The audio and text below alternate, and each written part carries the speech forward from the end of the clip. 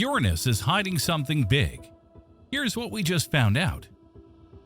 Uranus is one of those planets that doesn't get nearly enough love in the solar system. It's big, it's blue-green, it's lying on its side just like it gave up on rotating like a normal planet, and it's the topic of today's video. Uranus might be cool, but don't let its calm and unassuming appearance fool you. This ice giant is a treasure trove of weirdness, and recent discoveries have only made it more fascinating. Imagine a planet that's been hiding its secrets for billions of years, only for us to start cracking open the mystery box in just the past couple of decades. Recently, scientists have uncovered some truly bizarre and mind-blowing details about Uranus that makes it feel less like a forgotten middle child of the solar system and more like the rebellious cousin who's quietly been doing its own thing. Let's start with the atmosphere. Now, if you think Earth's weather is unpredictable, Uranus just laughs in the face of our storms and hurricanes. One of the most recent and exciting discoveries involves a cyclone. Yes, a cyclone, spinning over Uranus's North Pole. This was first spotted in 2023 using radio observations from powerful Earth-based telescopes. But don't picture a hurricane like the ones we see on Earth. This cyclone is dry, warm, and massive, with a central core that's oddly reminiscent of storms we see on other planets like Saturn. It's like Uranus has been hiding this wild weather feature at its pole, just waiting for us to notice. The discovery of this cyclone matters because it shows us that Uranus, while appearing calm and muted compared to, say, Jupiter, is hiding a dynamic and active atmosphere beneath its serene blue-green hue. Good reminder that even the coldest, most distant planets can have dramatic weather systems that rival anything closer to the Sun. Speaking of cold, Uranus takes the crown for being the coldest planet in the solar system. Temperatures in its atmosphere can plummet to a bone-chilling minus 224 degrees Celsius. But what's even more fascinating is how its upper atmosphere, the thermosphere, is cooling down even more than we expected. In fact, recent observations show that the thermosphere's temperature has mysteriously halved over time. Imagine sitting in an already freezing room, and then someone decides to crank the air conditioning even lower. Scientists think this cooling is linked to changes in solar activity in the solar wind, the stream of charged particles flowing out from the Sun. When solar activity dips, Uranus's atmosphere seems to lose some of its energy, leading to this dramatic cooling. It's like the planet's atmosphere is in sync with the Sun's rhythms, but on a much more extreme scale than what we see on Earth. But Uranus isn't just about cold temperatures. Its atmosphere is also full of some pretty nasty stuff. In 2022, scientists confirmed the presence of hydrogen sulfide in the planet's upper atmosphere. And if that name doesn't ring a bell, maybe this will. It's the molecule that gives rotten eggs their signature smell. Yep, the air around Uranus is basically the solar system's largest stink bomb. This discovery is actually a big deal because it sets Uranus apart from the gas giants like Jupiter and Saturn, where ammonia dominates the upper atmosphere. It's like finding out Uranus has its own unique atmosphere recipe, one that's more sulfur-rich. This also gives us clues about how Uranus and its fellow ice giant Neptune formed differently from the gas giants closer to the Sun. It's as if Uranus is waving an invisible flag that says, "I'm not like the others." And then there's the magnetic field, which is where Uranus really starts to flex its weirdness. Unlike Earth, where the magnetic field is neatly aligned with the planet's axis, Uranus's magnetic field is tilted at a bizarre angle, about 59 degrees off-center. Imagine if Earth's magnetic poles were chilling somewhere near the equator instead of at the top and bottom of the planet. That's Uranus. But it gets even stranger. The magnetic field isn't even centered on the planet. It's offset, as if someone just slapped it on as an afterthought. Recent studies have suggested that this chaotic magnetic field might be caused by the planet's interior, which seems to have distinct immiscible layers. Think of it like a lava lamp with different layers of materials, like water, methane, and ammonia, not mixing together. This layering could explain why the magnetic field behaves like it had one too many cups of coffee: erratic, tilted, and unpredictable. And here's where it gets even cooler. Uranus's magnetosphere, the region of space dominated by its magnetic field, has a bizarre interaction with the solar wind. When the solar wind hits Uranus, it can compress the magnetosphere so much that parts of it almost seem to disappear, creating a vacuum-like environment in certain areas.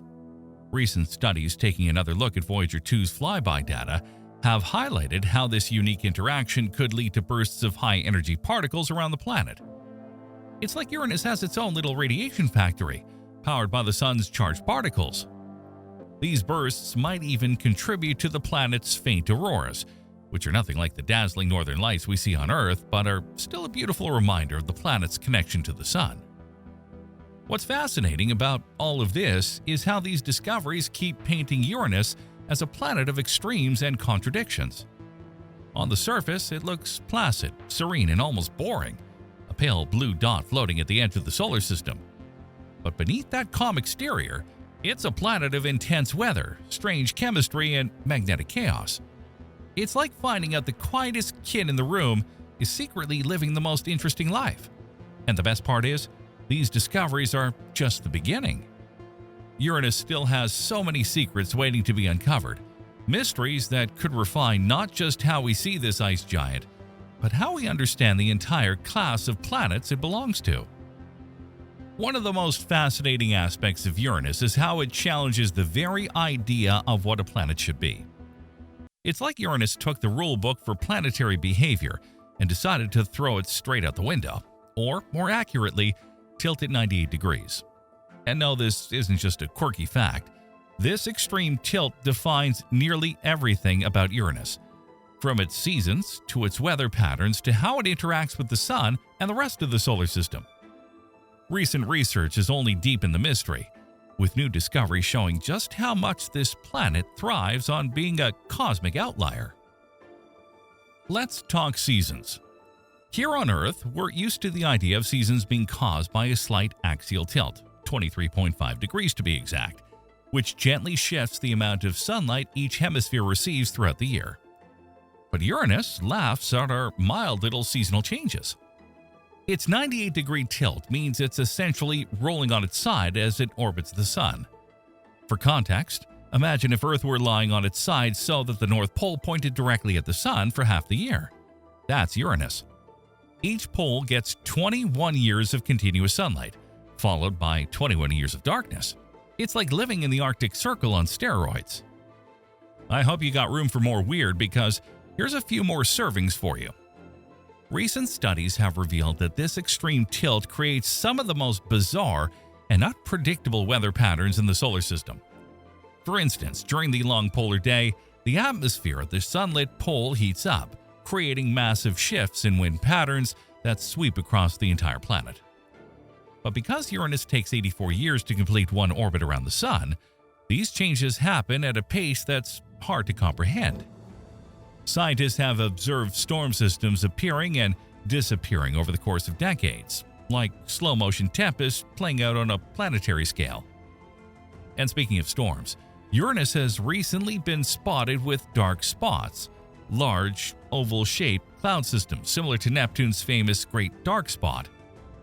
These aren't just random blips on the radar. They're enormous, high-pressure systems that fundamentally alter the planet's climate as they churn through the atmosphere. It's like Uranus is playing host to storms that are the size of continents, but we're only just starting to understand how they form and why they behave the way they do. And then there's the methane. Methane is the molecule responsible for the signature blue-green color that Uranus has, as it absorbs red light and reflects blue. But methane isn't just there for aesthetics. It plays a crucial role in the planet's weather and climate. Recent observations have shown that methane concentrations vary significantly between different regions of Uranus's atmosphere, leading to temperature differences that drive massive wind systems. These winds can reach speeds of up to 900 kilometers per hour, which, let's be honest, makes Earth's hurricanes seem like a light breeze by comparison. But here's the kicker.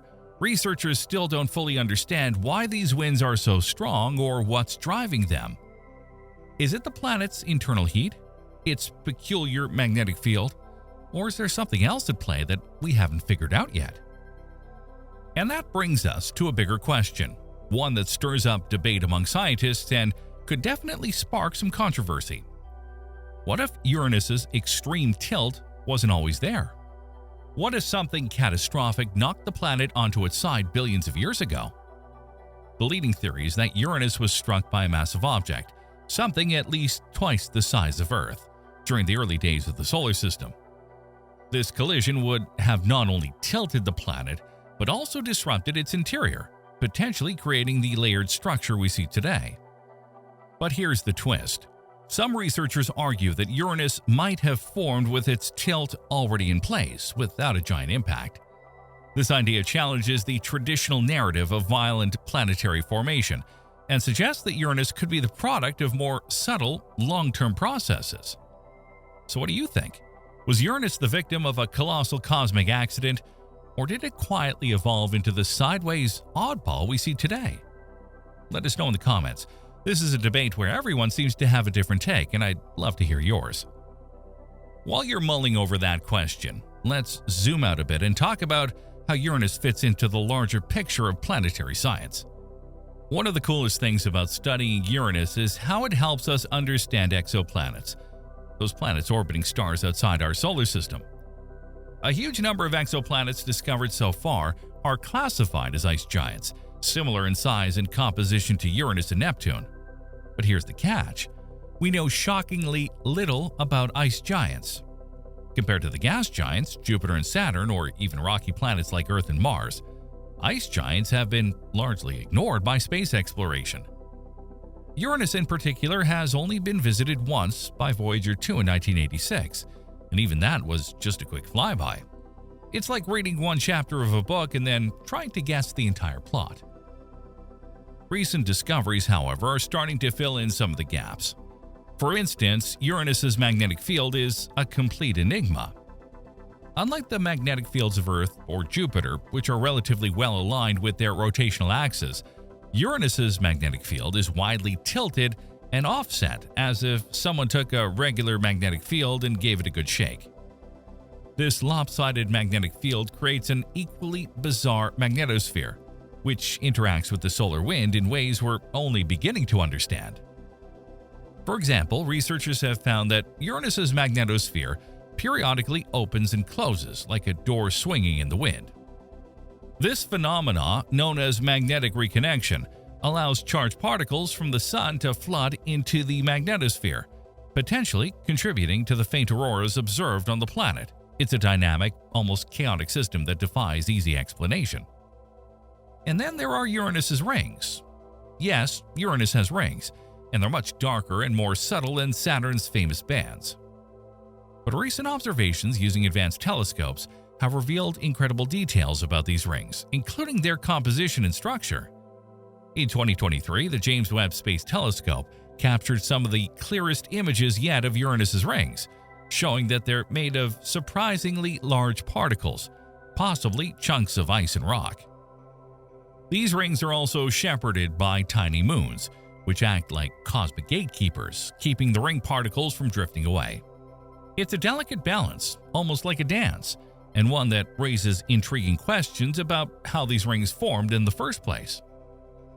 What's truly fascinating about all of this is how Uranus seems to embody a kind of quiet rebellion against the norms of planetary science.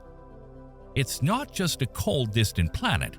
It's a dynamic, layered world full of mysteries that challenge our understanding of everything from atmospheric physics to planetary formation. And with every new discovery, it feels like we're peeling back another layer of the story of Uranus, a story that's far from over. But what about Uranus's moons? You can't talk about this peculiar planet without diving into its equally strange family of satellites. Uranus has 27 known moons, and they're as unique as the planet they orbit. They're named after characters from literature, mostly Shakespeare and a bit of Alexander Pope, which already gives them some personality. But their physical characteristics are where things start to get truly fascinating. Recent discoveries have hinted that some of these moons might be hiding subsurface oceans beneath their icy surfaces. That's right, worlds like Ariel, Titania, and Oberon may not just be lifeless chunks of rock and ice. They could harbor liquid water oceans, locked away beneath thick frozen crusts. It's like finding a planet within a planet, a secret ocean world hidden in plain sight. The idea of subsurface oceans on Uranus's moons has been gaining momentum thanks to new models and reanalysis of data from the Voyager 2 flyby. Scientists believe that tidal forces caused by the gravitational pull of Uranus could generate enough heat to keep water beneath the surface in a liquid state. This is the same mechanism that powers the subsurface ocean on Jupiter's moon Europa and Saturn's moon Enceladus. But what makes Uranus's moons even more intriguing is their composition. These moons are thought to contain a mix of water, ammonia, and other compounds that could act as antifreeze, lowering the freezing point of water and making these hidden oceans more likely to exist. Imagine an alien ocean, salty and full of strange chemicals, swirling beneath miles of ice. Could life exist there? That's one of the big questions scientists are eager to explore. And let's not forget about Miranda. If Uranus is the oddball of the solar system, then Miranda is its equally quirky sidekick. This moon is small, just about 470 kilometers in diameter, but it packs a geological punch. Miranda's surface is a chaotic patchwork of cliffs, ridges, and valleys, including a canyon system that's over 12 miles deep. To put that in perspective, that's 3 times deeper than the Grand Canyon. Recent studies suggest that Miranda's surface may have been shaped by violent tectonic activity or even cryovolcanism, ice volcanoes that spew water, ammonia, and methane instead of molten rock. It's like Miranda decided to throw a geological tantrum, leaving behind a surface that looks like it's been stitched together from different worlds. With everything we've talked about, cyclones at the poles, a stinky atmosphere full of hydrogen sulfide, chaotic magnetic fields, hidden oceans on its moons, and rings that are basically cosmic scars, it's clear that Uranus is far more than just that sideways planet. It's a world of extremes, contradictions, and mysteries that continue to challenge our understanding of how planets work. And with upcoming missions like NASA's planned Uranus orbiter and probe, we're on the brink of a new era of exploration that could finally unlock the secrets of this enigmatic ice giant. Imagine being able to send a spacecraft to orbit Uranus, dropping a probe into its atmosphere, and capturing high-resolution images of its moons and rings. The data we could gather would not only transform our understanding of Uranus, but also give us a deeper insight into ice giants as a class of planets, including the many exoplanets out there that are similar in size and composition. So, here's where you come in. What do you think is the most exciting discovery about Uranus so far? Is it the potential for hidden oceans on its moons, the chaotic magnetic field, or maybe it's something we haven't even talked about yet, like the possibility of life in those subsurface oceans? Everything we've discovered and learned from JWST's first 2 years, from closest to farthest. The James Webb Space Telescope is easily one of the most incredible telescopes ever made. In its first year peering through space, it has unveiled jaw-dropping images and unprecedented data about the formation and evolution of galaxies, as well as the composition of exoplanets. From the awe-inspiring pillars of creation to the breathtaking image of Jupiter and the magnificent Cartwheel Galaxy, each discovery has left us speechless.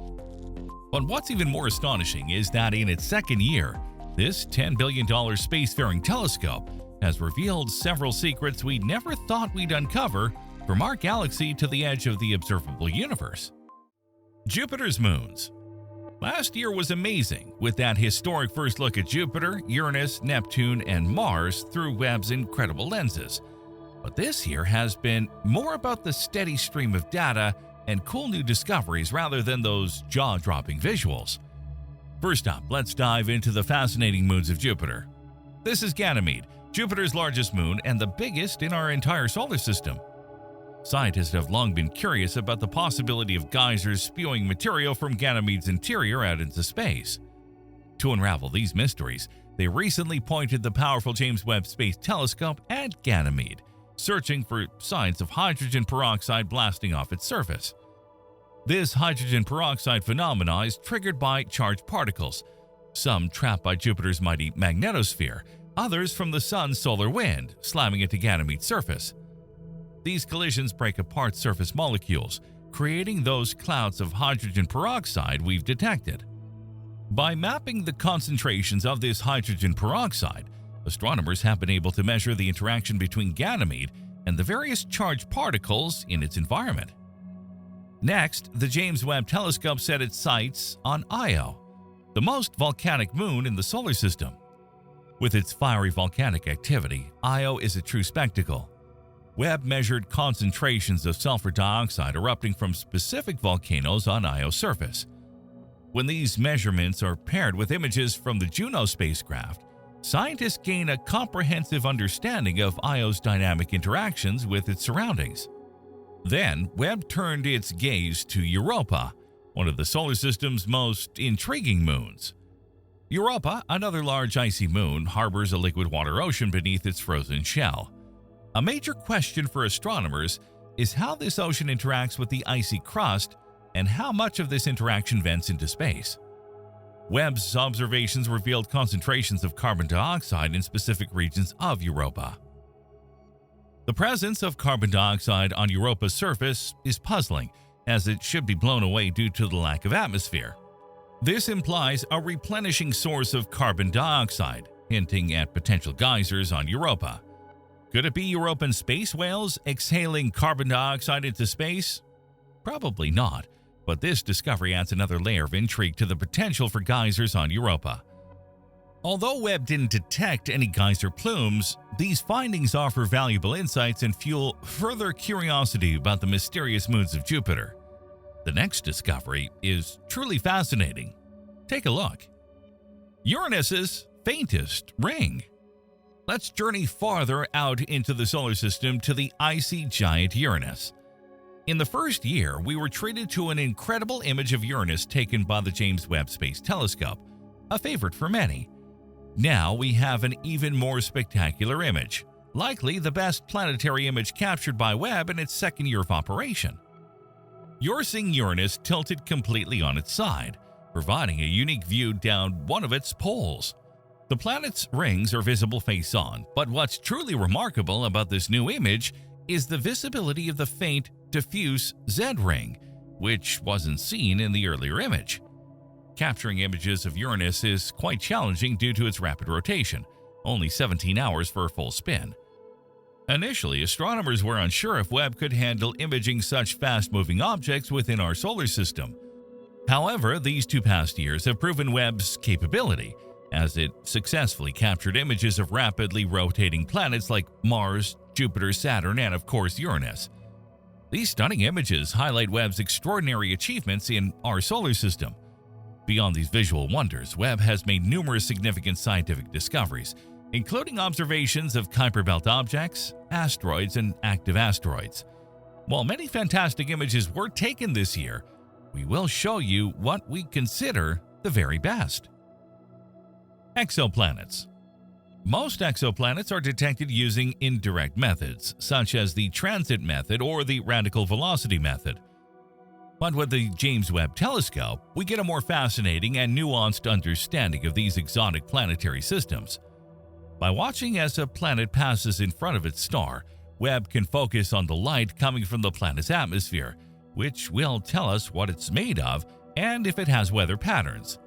One of the most interesting systems we're looking at is the TRAPPIST-1 system, which has 7 planets that are similar in size to Earth. At least 4 of these planets are in the habitable zone, which means they might have liquid water on their surfaces. This raises the possibility of finding atmospheres that could support life. There's a lot of excitement around TRAPPIST-1, and scientists are eager to find out if these planets have atmospheres. But the initial results have been surprising. The first 2 planets, TRAPPIST-1b and TRAPPIST-1c, don't seem to have any atmosphere at all. This is unexpected, as we thought they might be similar to Venus, with thick atmospheres.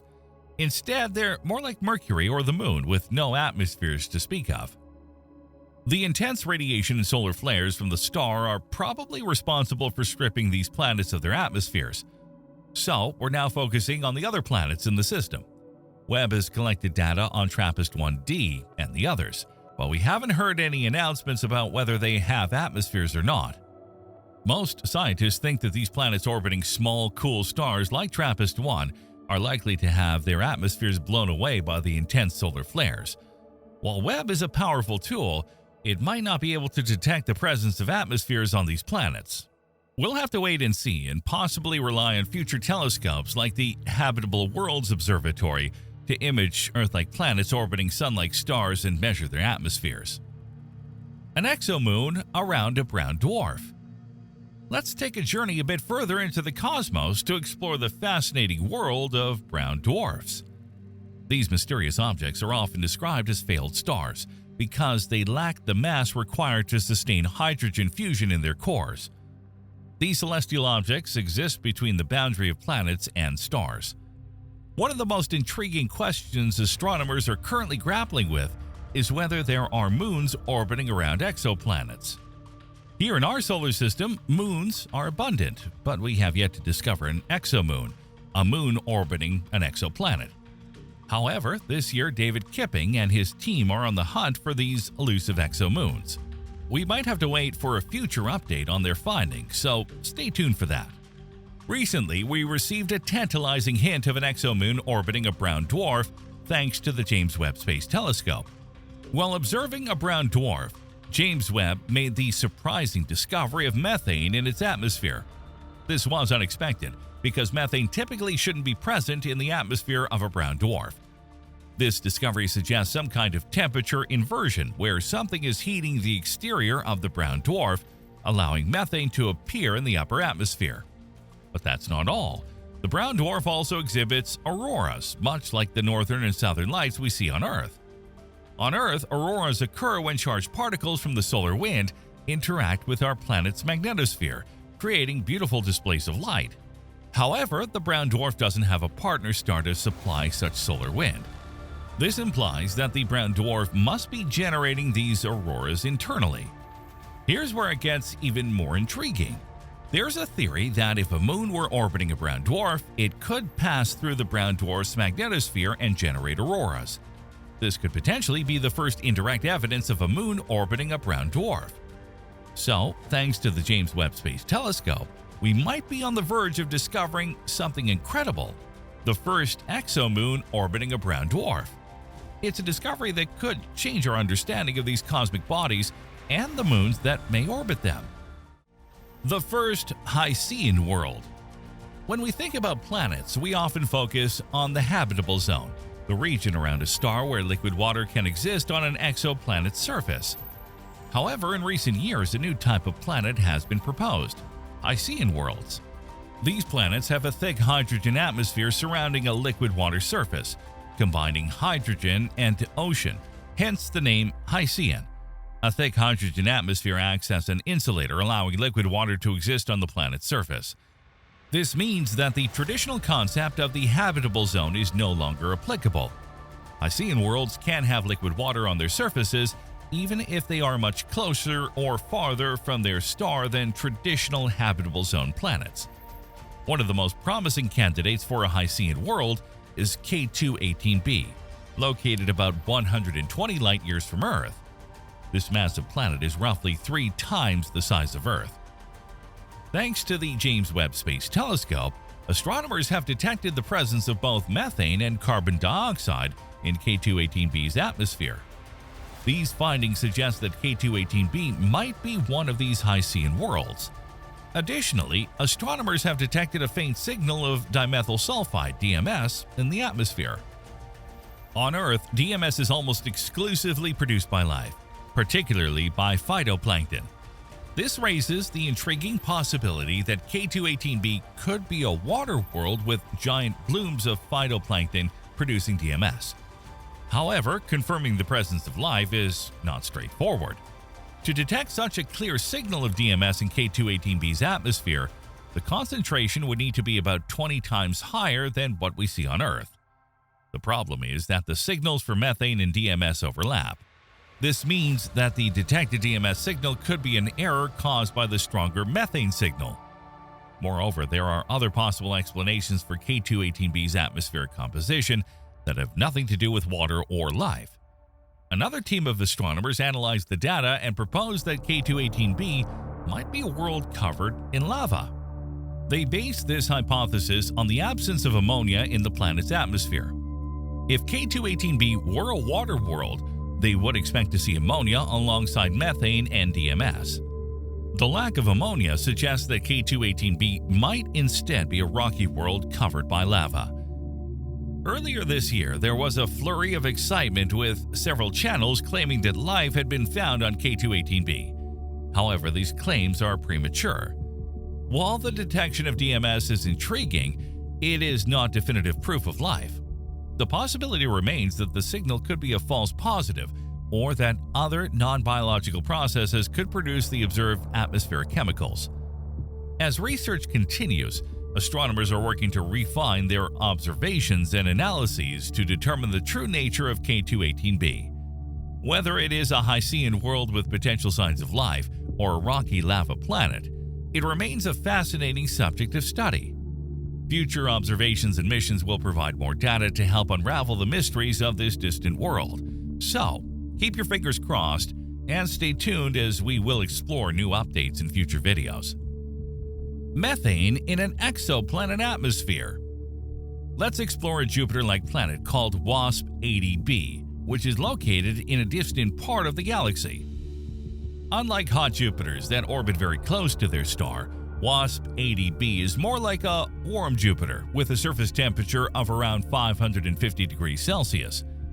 The James Webb Space Telescope was able to observe the planet passing in front of its star, measuring the atmospheric chemicals of this distant world. One exciting discovery was the detection of methane, which was also found in the earlier mentioned brown dwarf. Methane is particularly intriguing because it is a short-lived chemical.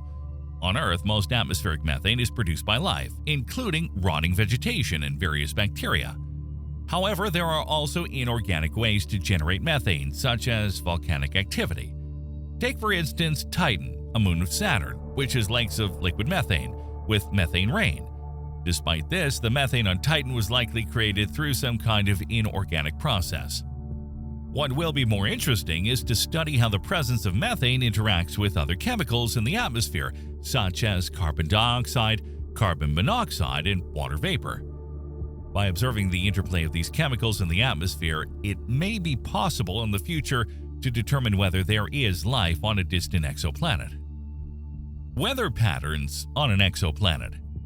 We cannot yet directly observe the weather on exoplanets, but for some nearby worlds, the James Webb Space Telescope can analyze the atmosphere to determine its composition and what the weather and climate are like. An international team of researchers did just that for the exoplanet WST-43b. WST-43b is a tidally locked exoplanet that orbits its star at an incredibly close distance of about 1/25th the distance from Mercury to the Sun. Astronomers have been studying this planet using the James Webb Telescope, which has allowed them to map the concentration of chemicals in its atmosphere and even measure its weather patterns. When WST-43b transits in front of its star, it creates 3 distinct transits, allowing scientists to observe the planet's atmosphere as it passes in front of, behind, and reemerges on the other side of the star. By analyzing these transits, researchers have discovered that the planet's atmosphere has a striking difference between its day and night sides.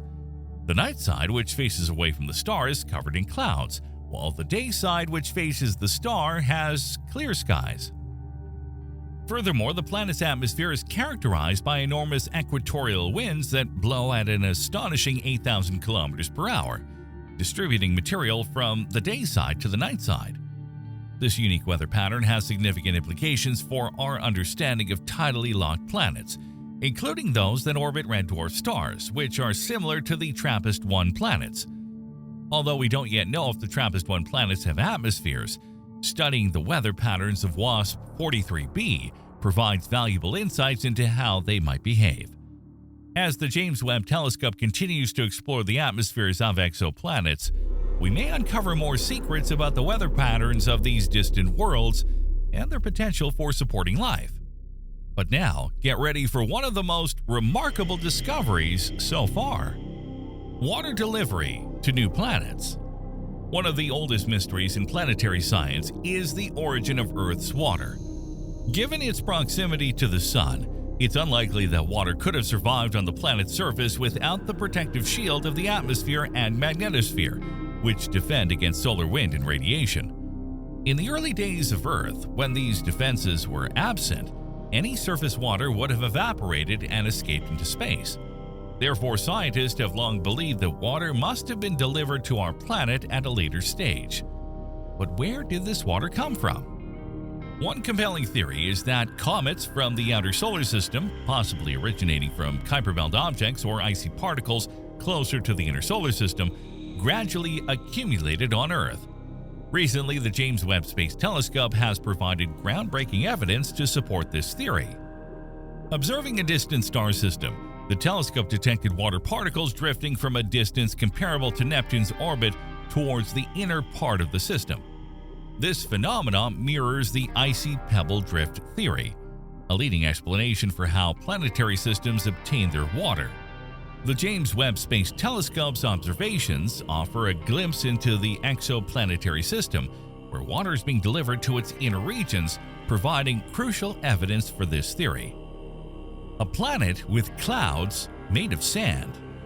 You're probably familiar with violent sandstorms. But can you believe that somewhere in the depths of the universe is a planet with clouds made of sand? This incredibly fascinating world is WST-17b. The distant exoplanet is known as a puffy Jupiter due to its large outer atmosphere, which is heated up to a scorching 1500 degrees Celsius. Despite being almost double the size of Jupiter, it has only about 78% of its mass, resulting in a very low density that makes it seem puffed out. Astronomers were intrigued by this unusual world and wanted to investigate what kinds of chemical processes could occur in its atmosphere that might be different from those seen in our own solar system's gas giants like Jupiter and Saturn.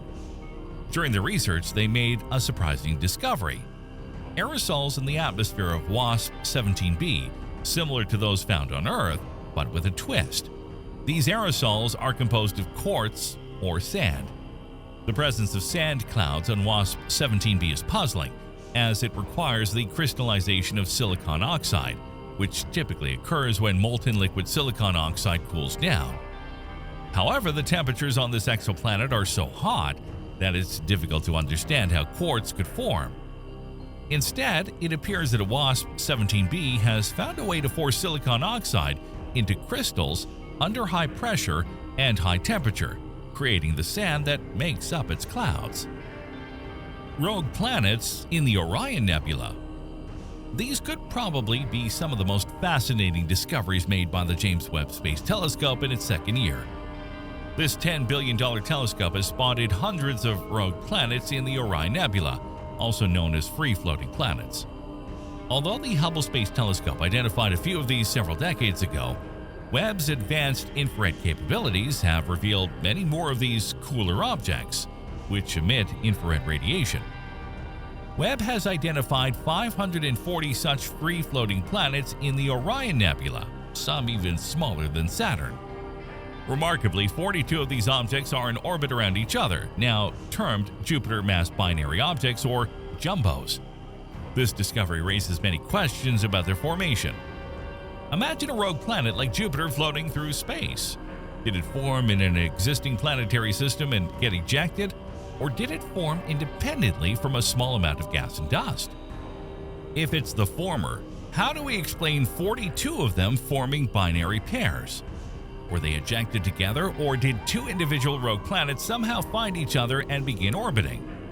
These discoveries leave us with more questions than answers, but indicate that rogue planets are very common. This profound finding reshapes our understanding of the Milky Way, suggesting that, in addition to stars and their binary systems, billions of free-floating planets drift through our galaxy. A key molecule for life. Have you ever wondered where Earth's organic molecules came from? the ones that are made up of various carbon, nitrogen, and oxygen atoms and are essential for life. One possibility is that these chemicals were delivered to Earth and then formed larger compounds here. However, astronomers are discovering more and more examples of these complex molecules existing in space. In fact, all of the amino acids that life uses have been found just floating around in space. And thanks to the James Webb Telescope, astronomers have now discovered an even more basic building block of life.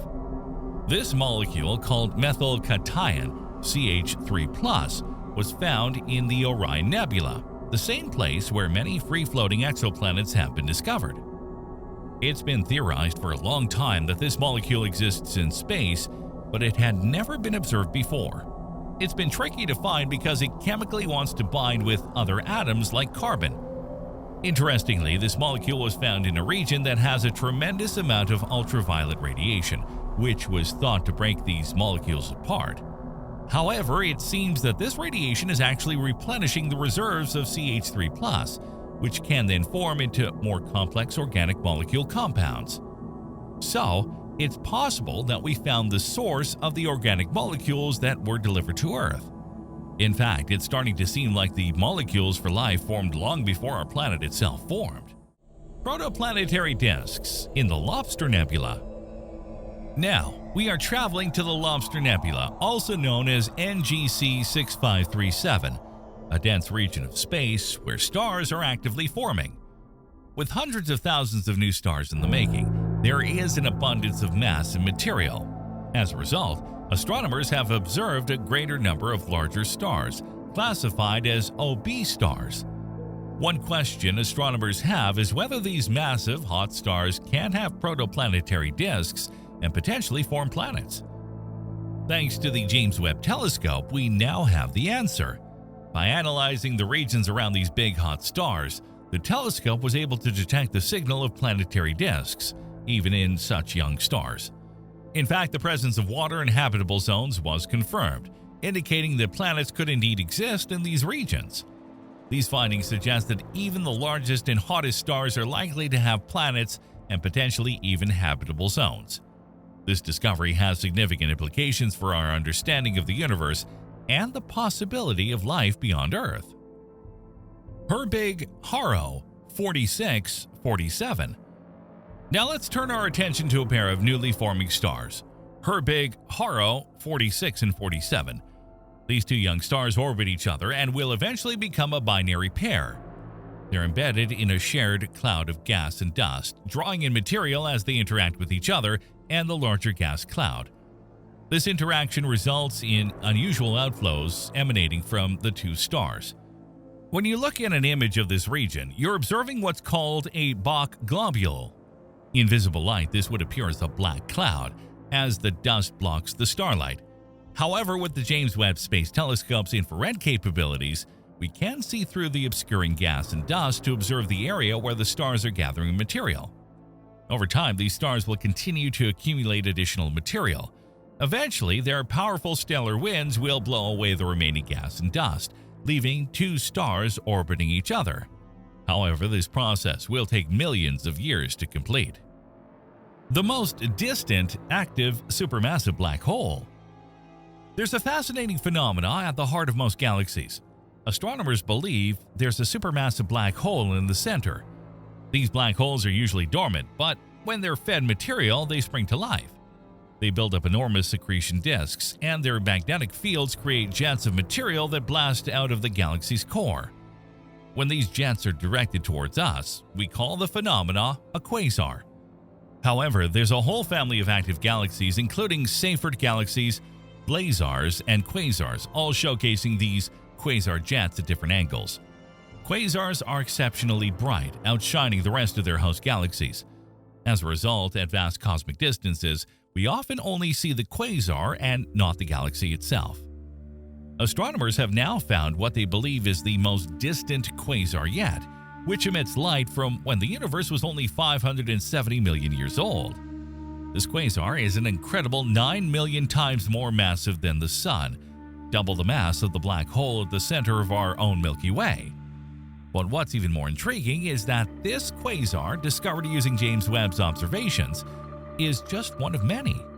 By studying these ancient quasars, astronomers realized that supermassive black holes in the early universe accounted for around 10% of their galaxy's mass. In contrast, in modern galaxies, they only make up about 1%. The question then arises, what has changed over cosmic time? Why do black holes seem to have shrunk relative to their host galaxies? This is a mystery that the incredible eye of James Webb hopes to solve as it continues to peer into the cosmos, shedding light on the universe's earliest days. Now over to you. What's the most fascinating discovery to you? And what complex celestial mystery do you hope the James Webb Telescope uncovers? Feel free to leave your answers in the comments below.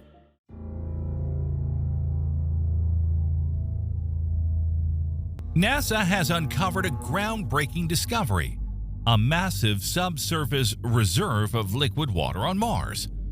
This hidden reservoir is big enough to flood the planet with a mile-deep ocean, resolving the long-debated topic of whether Mars still has water. But while we know where the water is, there still is a big problem with future exploration. What is the new challenge preventing further exploration, and how exactly did the water get there in the first place? Join us as we explore this and more. Around 3.7 billion years ago, in what is now Mars, a flash flood swept a large boulder into a fast-moving river. The river carried it downstream into a delta where the water met a lake inside a massive 45-kilometer-wide crater, the remnant of an ancient asteroid impact. Eventually, the boulder sank to the bottom of the lake. Flash floods like this were common on ancient Earth, but this wasn't Earth, it was Mars, during a time when the red planet had vast lakes, a thick atmosphere, a warmer climate, and perhaps even life. Fast forward to today, and Mars looks nothing like it once did. The lakes have dried, the atmosphere has thinned, and the planet is cold and barren. But the story doesn't end there. If you've been following this channel, you know Earth's history is full of radical changes. Similarly, Mars has gone through its own series of transformations, mainly of which we're only now beginning to understand. While we've been asking questions about Mars for centuries, it's only recently, with the help of modern space exploration, that we're starting to piece together its ancient past.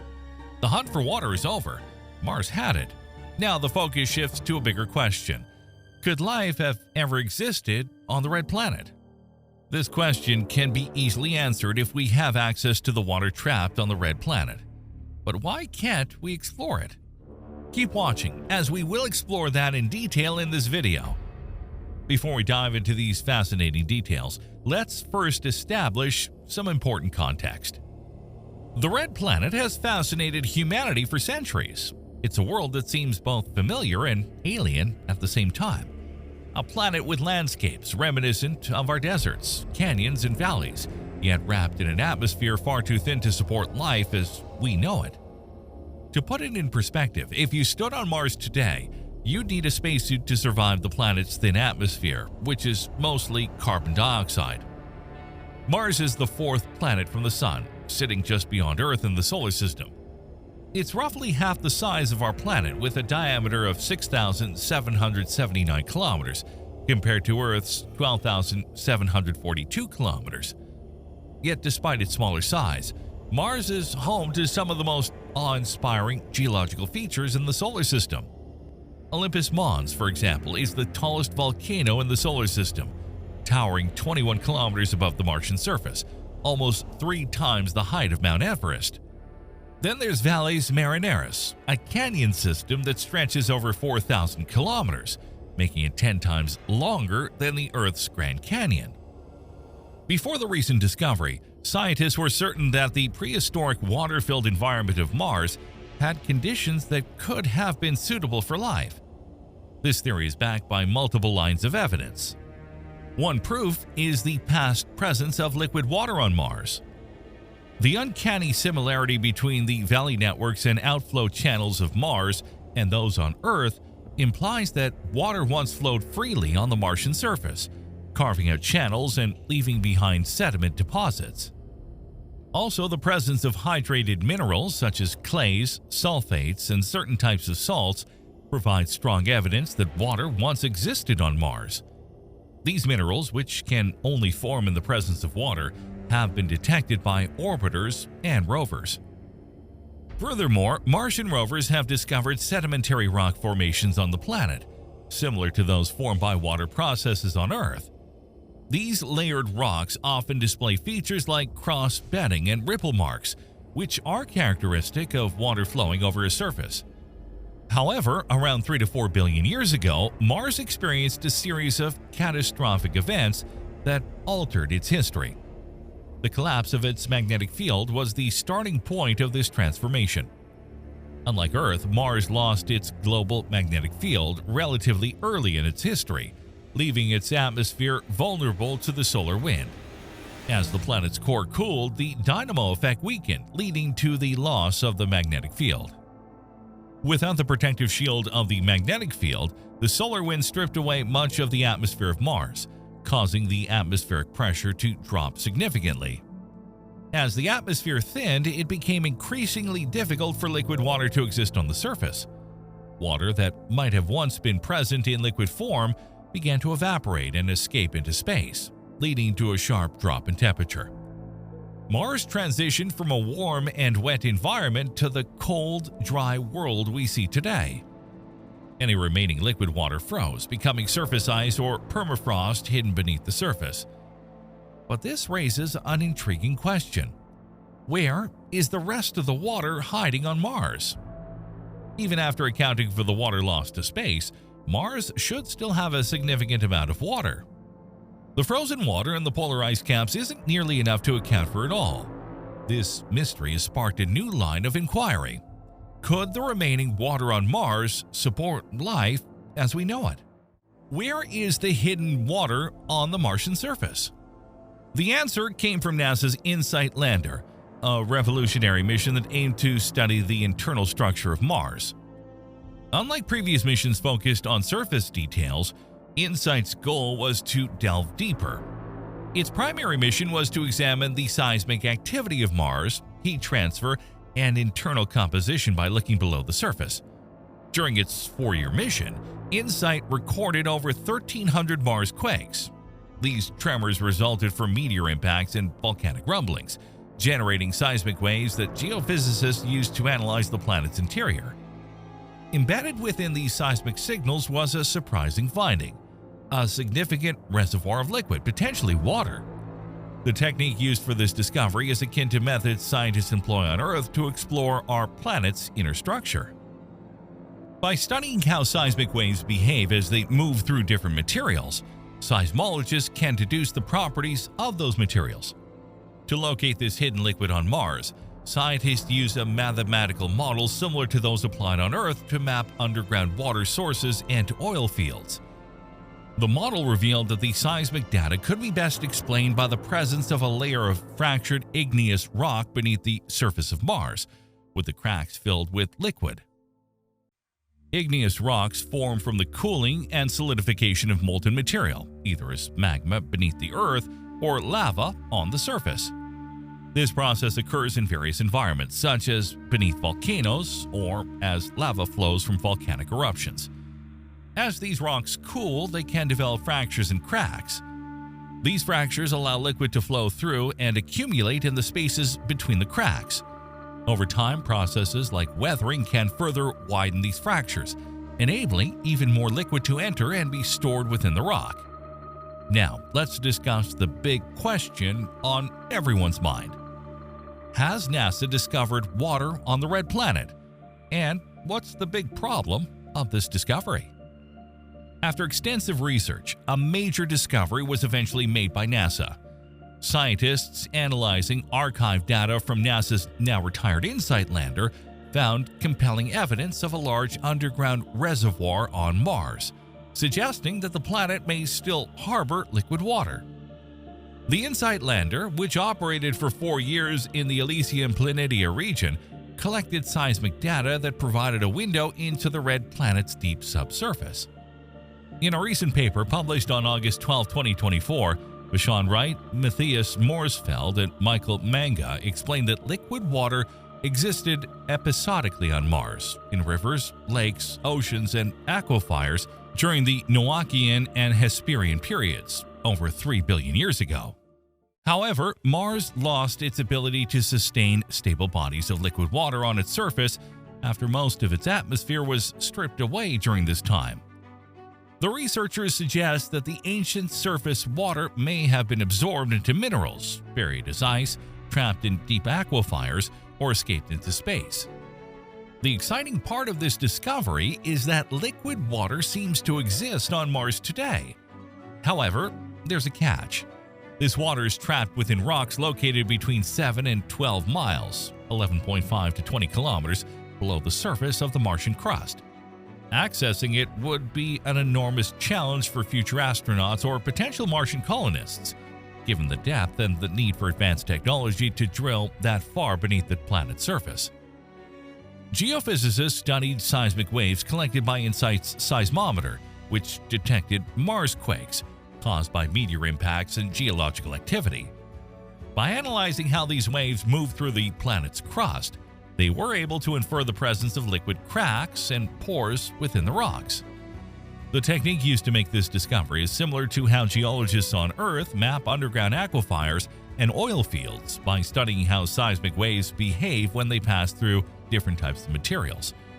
Based on the seismic data, scientists believe there could be enough groundwater stored deep beneath the Martian crust to cover the entire planet in an ocean approximately a mile deep. While the discovery doesn't mean immediate access to water on Mars, it offers new hope for the future exploration of the planet. If this water can be reached and used, it could play a crucial role in sustaining human missions on Mars, offering a potential source of life support for future explorers. What is the future of the exploration of Mars? The discovery of a massive reservoir of water on Mars has sparked renewed interest in the possibility of human exploration and potential habitation of the red planet. However, the challenges involved in sending humans to Mars are significant and multifaceted. One of the most pressing concerns is the vast distance between Mars and Earth, which averages around 225 million kilometers or 140 million miles. A round-trip mission would require a significant amount of time, resources, and planning, including a prolonged stay on the planet. This raises important questions about the physiological and psychological effects of long-duration space travel on astronauts. Another critical issue is radiation exposure. The harsh environment of space is filled with harmful cosmic radiation and solar particles that can pose serious health risks to astronauts. Unlike on Earth, where we're protected by our planet's magnetic field, Mars doesn't have a similar shield. This means that astronauts would be exposed to harmful radiation levels during their journey to and from Mars, as well as during their stay on the planet. The Martian environment itself is also a significant challenge. The planet's surface temperatures can drop to minus 125 degrees Celsius at night and rise to only about 20 degrees Celsius during the day in summer. Frequent planet-wide dust storms can last weeks or even months, posing a significant threat to both human safety and the operation of equipment. Protecting astronauts and equipment from these extreme conditions will require innovative solutions and technologies. Despite these challenges, many organizations are actively planning and preparing for future Mars missions. The European Space Agency, for example, is currently developing a new long-term plan for its scientific priorities, while NASA is soliciting community input for its next planetary science decadal survey. If we hope to search for extant life on Mars, drilling deep enough to encounter subsurface liquid water seems like the most promising approach. This would require a heavy lander capable of drilling tens to hundreds of meters beneath the surface to reach stable, habitable environments. A powerful scientific payload would also be necessary to analyze these environments and uncover signs of life. The development of advanced heavy landing systems will require substantial budgets and funding. However, our exploration of the red planet is far from over. With each mission, we uncover new mysteries, and it's likely that what remains unknown today will become common knowledge for the next generation of space enthusiasts.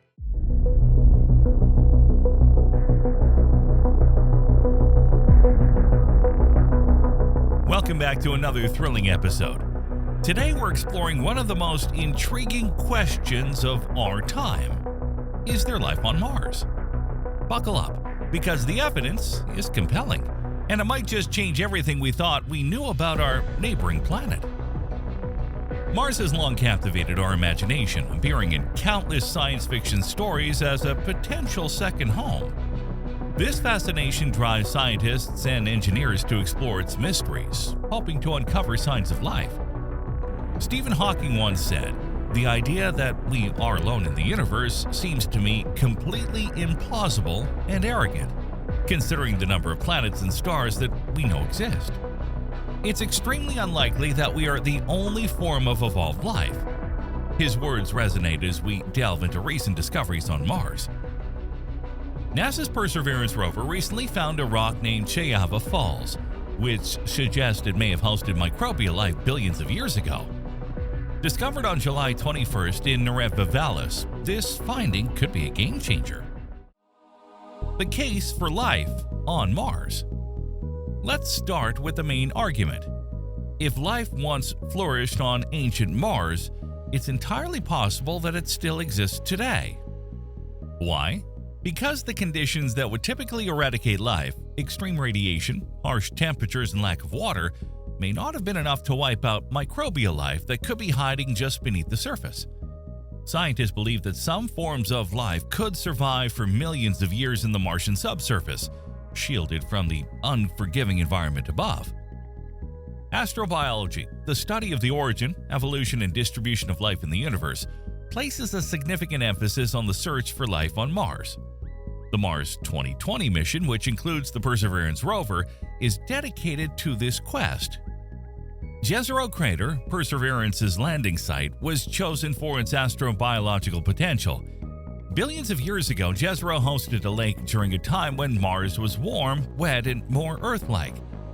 Water is essential for life as we know it, and the sedimentary rocks formed through aqueous activities in Jezero Crater could be excellent preservers of biological materials. Perseverance has also found evidence of igneous minerals in Jezero Crater, which are significant for life. On Earth, volcanic rocks provide energy-rich substrates for microbes to feed upon and inhabit. If ancient life existed in or around Jezero, fossilized remnants of those ancient organisms could still remain as morphological, elemental, or molecular biosignatures preserved in rock today. The rover is equipped with a suite of instruments designed to select and analyze astrobiologically interesting samples. So far, it has collected 23 core samples, which will eventually be returned to Earth for detailed analysis. This is crucial because while robotic tools can reveal much about potential habitability, analyzing physical samples in sophisticated Earth-based laboratories can't provide definitive evidence of past life. The study of astrobiology extends beyond Mars, utilizing space-based telescopes like James Webb to search for chemical signs of life on distant exoplanets and ground-based radio astronomy to listen for signals from intelligent species. While finding other Earth-like planets is a monumental challenge, starting from our search within our own solar system is a logical first step. With Mars and the moons of Jupiter known to host water, these locations are prime candidates for uncovering life. As we continue to explore these Martian rocks, we are making significant strides towards understanding the potential for life beyond Earth. The discoveries on Mars could hold the key to answering one of humanity's most profound questions. But this is certainly not the first exciting discovery we made about life on the Red Planet. Old evidence. Back in 1976, NASA's Viking mission made history as the first attempt to detect life on Mars. This ambitious mission consisted of two spacecraft, Viking 1 and Viking 2, each with an orbiter and a lander. The landers were equipped with a suite of scientific instruments designed to search for signs of life, making it the only mission to date with this explicit objective. Among the most notable experiments conducted was the Label Release (LR) experiment. The Label Release experiment was a groundbreaking attempt to detect microbial life in Martian soil. The procedure involved adding a drop of water containing radioactive nutrients to a soil sample from Mars. The idea was that if there were any microorganisms in the soil, they would metabolize the nutrients and release radioactive gas as a byproduct. Remarkably, the experiment did detect the release of gases, suggesting the presence of metabolic activity. However, the results were met with skepticism. Scientists debated whether the detected gases were indeed the result of biological processes or could be attributed to non-biological chemical reactions. To this day, the findings of the LR experiment have not been conclusively disproven, despite numerous attempts to replicate the results using different methods. This lingering uncertainty keeps the debate alive and underscores the importance of continuing our search for life on Mars. The Viking mission also included other experiments such as the gas chromatograph mass spectrometer, GCMS, and the pyrolytic release PR experiment. The GCMS aimed to identify organic compounds in the Martian soil by heating the samples and analyzing the gases released. Unfortunately, it did not detect any organic molecules, leading some to question the positive results of the LR experiment. The PR experiment attempted to capture carbon dioxide converted into organic matter by potential Martian microbes, but its results were inconclusive as well. Despite these mixed outcomes, the Viking mission's life detection experiments laid the groundwork for future exploration. They demonstrated the feasibility of conducting complex biological experiments on another planet and highlighted the need for more sophisticated techniques and instruments. The Viking mission's legacy continues to inspire and inform subsequent missions to Mars, such as the Mars Science Laboratory's Curiosity rover and the Mars 2020 Perseverance rover. The data from Viking remains a cornerstone in astrobiology, reminding us that the search for life is fraught with challenges, but also ripe with the potential for groundbreaking discoveries. As we build upon the foundation set by Viking, each new mission brings us closer to understanding whether life ever existed on Mars, and by extension, our place in the universe. Perseverance's new discovery. Fast forward to today, and the Perseverance and Curiosity rovers are making groundbreaking discoveries that are reigniting our hopes of finding life on Mars. The Perseverance rover in particular has made an exciting find that could be a game changer. The rover has discovered an intriguing arrowhead-shaped rock named Chayava Falls, which may hold signs of ancient life.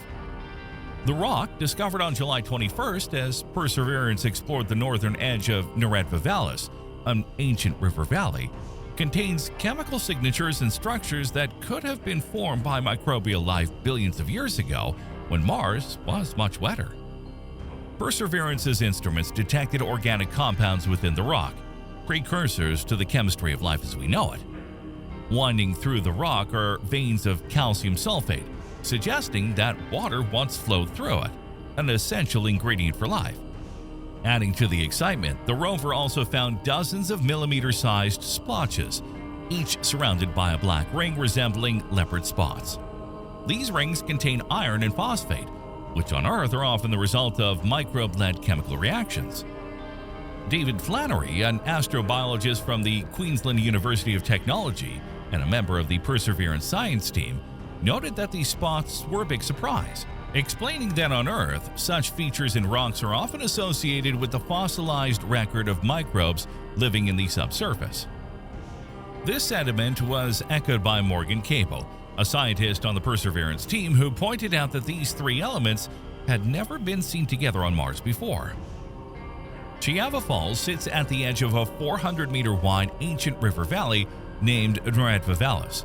Scientists believe this channel was carved by water that once gushed into Jezero Crater. In one scenario, mud containing organic compounds was deposited into the valley and later solidified into the Chayava Falls rock. A subsequent episode of water flowing through the rock would have created the calcium sulfate veins and black ring spots observed today. However, the discovery isn't irrefutable evidence of ancient microbial life just yet. There is a possibility that the calcium sulfate entered the rock at uninhabitably high temperatures, perhaps during a volcanic event. The question remains whether non-biological chemical reactions could have resulted in the black ring spots seen by Perseverance. Despite the need for further analysis, the discovery has scientists buzzing with excitement. Nicola Fox, Associate Administrator of NASA's Science Mission Directorate, emphasized that the trip through the Lorenzovareseaziendale riverbed had paid off by revealing something entirely new, providing scientists with much to study. Ken Farley, Perseverance Project scientist at Caltech, added that they had thoroughly examined the rock using lasers, X-rays, and imaging it from every possible angle, concluding that scientifically, Perseverance had exhausted its investigative capabilities. These discoveries by Perseverance and Curiosity suggest that Mars may have had the right conditions for life and raise the exciting possibility that microbial life could still exist today, hidden just beneath the surface. As we examine these Martian rocks, we make significant strides towards answering one of humanity's most profound questions. Are we alone in the universe? Nature's resilience. The astonishing resilience of life on Earth offers a hint at the potential for life on Mars. Experiments have demonstrated that various forms of life, particularly extremophiles, can endure just beneath the Martian surface for extended periods. Researchers have simulated Martian conditions in laboratories and discovered that certain bacteria can survive for up to 280 million years if buried deep enough. This resilience hints at the potential for dormant life waiting to be discovered on the red planet. On Earth, extremophiles, organisms that thrive in extreme environments, provide compelling analogs for potential Martian life. For example, some bacteria and archaea live in the harsh conditions of the deep-sea hydrothermal vents, acidic hot springs, and the cold, dry valleys of Antarctica. These environments share similarities with the extreme conditions found on Mars, suggesting that life could persist in Martian niches. One particularly interesting group of extremophiles is cyanobacteria. These microorganisms can endure extreme conditions by entering a dormant state, essentially pausing their biological functions until conditions become favorable again. This ability to hibernate could be a key survival strategy for potential Martian microbes, allowing them to withstand long periods of inhospitable conditions. Moreover, some microorganisms on Earth have evolved to metabolize rock and extract energy from inorganic compounds, a process known as chemolithotrophy. This metabolic versatility could enable Martian microbes to thrive in environments where traditional organic nutrients are scarce. The discovery of chemical signatures in Martian rocks that resemble those produced by terrestrial chemolithotrophs provides tantalizing hints of potential biosignatures. Perseverance and Curiosity's discoveries have already indicated the presence of water and organic molecules on Mars, essential ingredients for life. These findings suggest that Mars may have had a more hospitable past and that microbial life could have found refuge in subsurface environments. While the presence of extremophiles on Earth doesn't guarantee life on Mars, it certainly expands our understanding of the possible resilience and adaptability of life. The discovery of such resilient organisms on Earth provides a strong basis for hypothesizing that life, if it ever arose on Mars, could survive in similarly extreme conditions. Biological or non-biological origins. A crucial question that scientists are grappling with is whether the signs of life detected on Mars are biological or non-biological in origin. The distinction is critical because it determines whether we have found actual evidence of life or just a chemical process that mimics biological activity. On Earth, the presence of certain minerals and chemical compounds often points to biological processes. For instance, iron and phosphate minerals, which Perseverance has found on Mars, can be formed by microbial activity. However, they can also result from purely chemical reactions that do not involve life.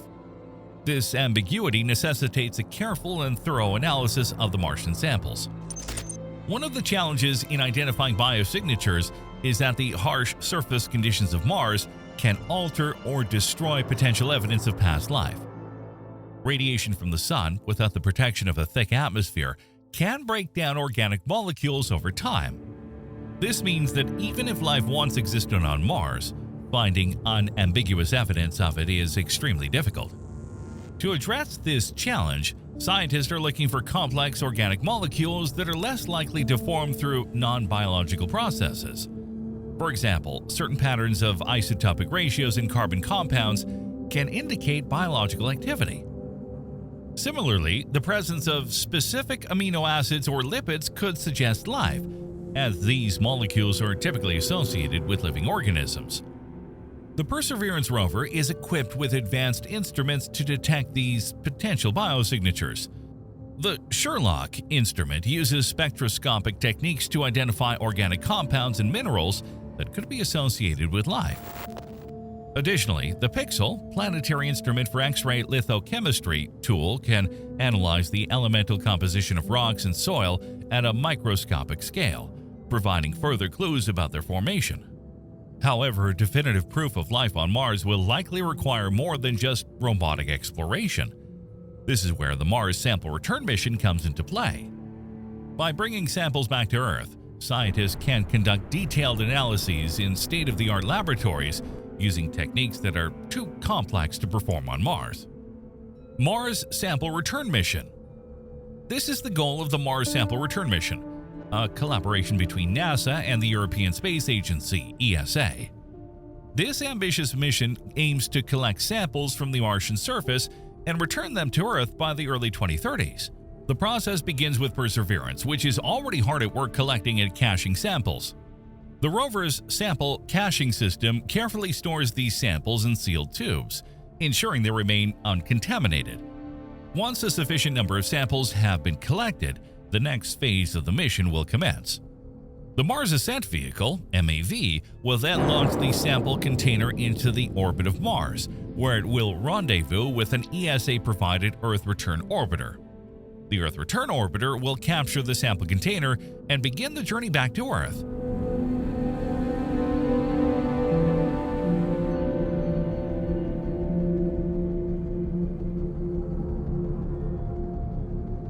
Upon arrival, the samples will be carefully analyzed in state-of-the-art laboratories, where scientists will look for signs of past or present life.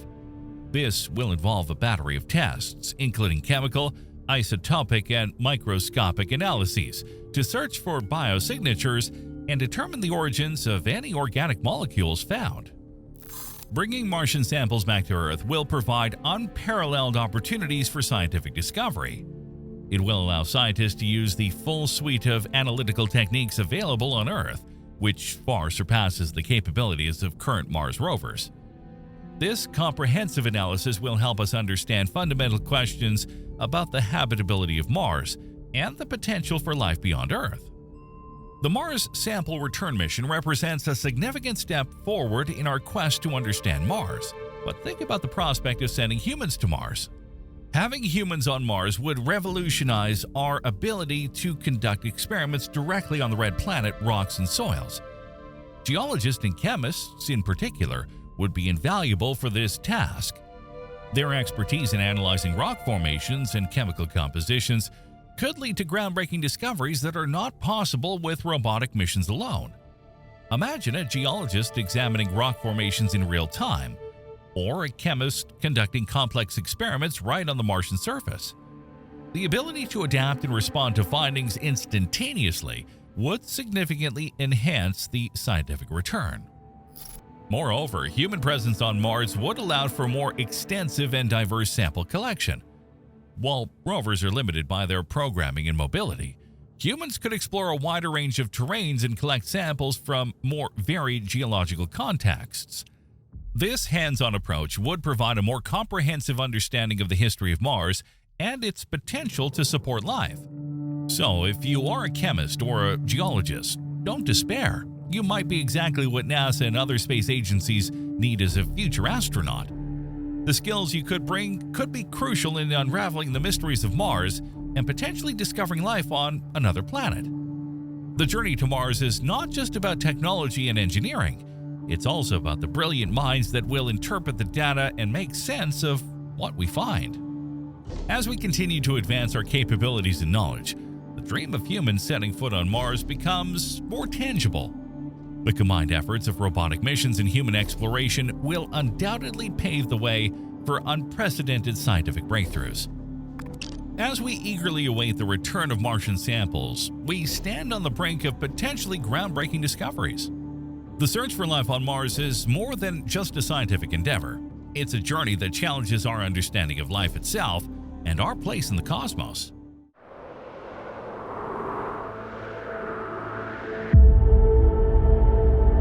In 2006, a mysterious methane surge emerged, kicking off a ticking clock that threatens to disrupt our planet's fragile climate balance.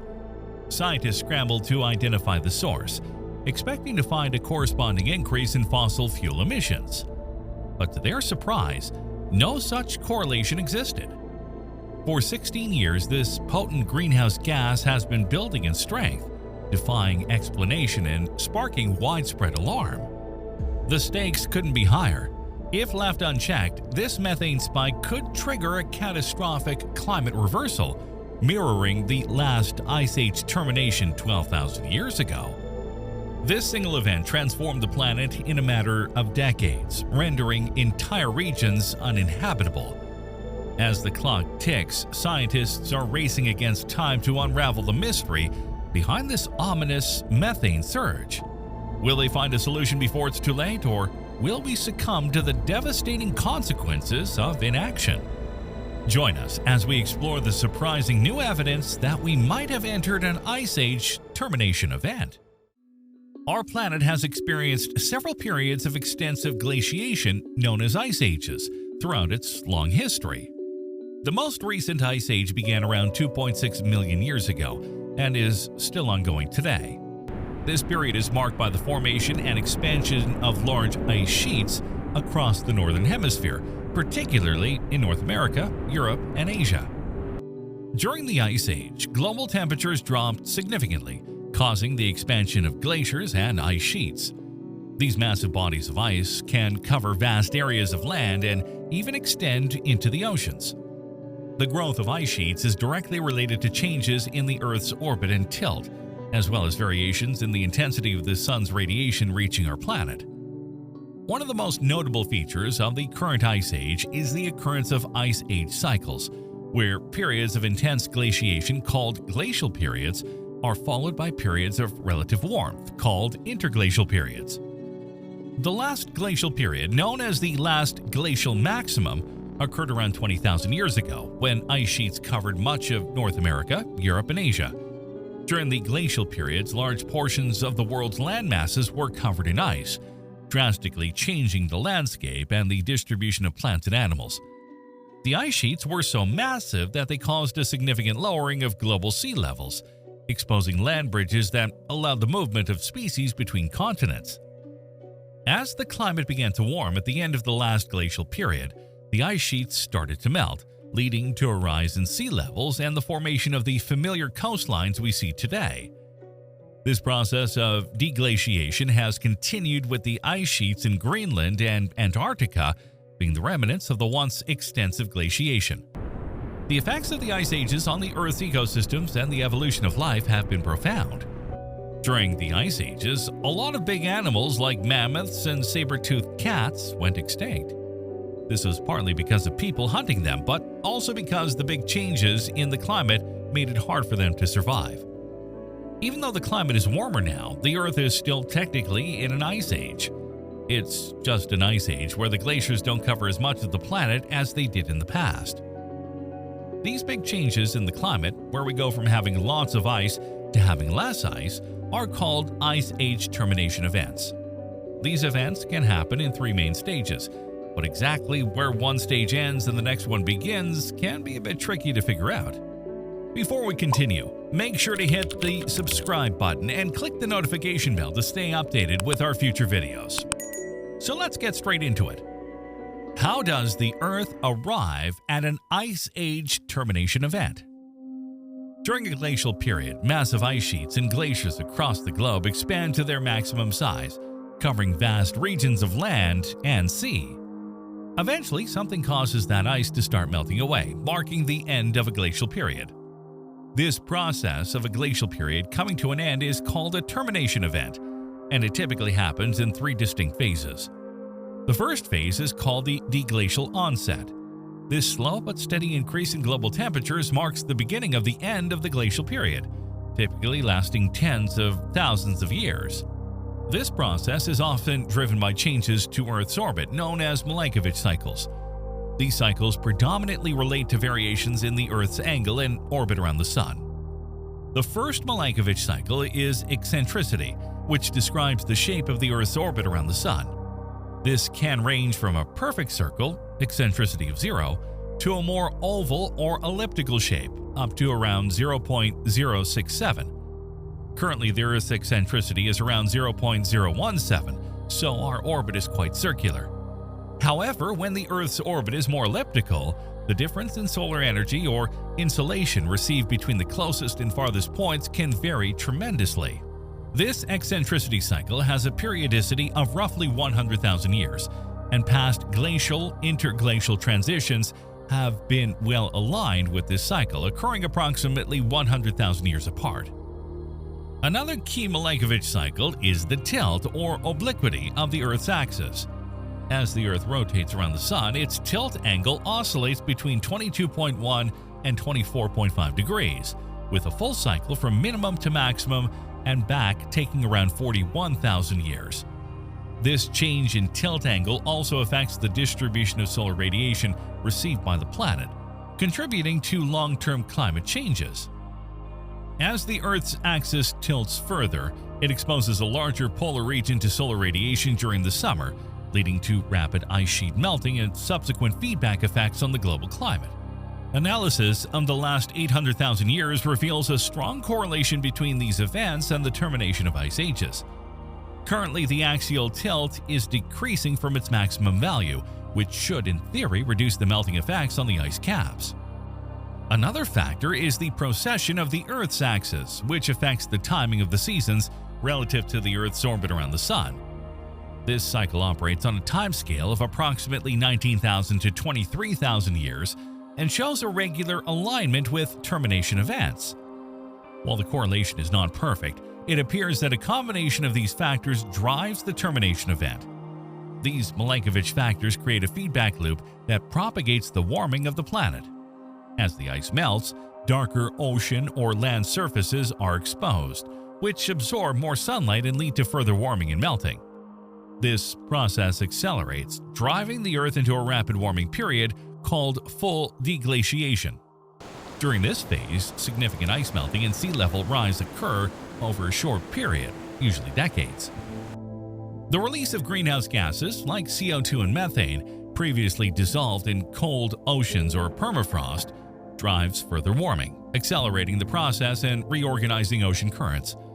Only after this second rapid heating phase do global temperatures begin to stabilize, marking the onset of an interglacial period, which is the phase we are in now.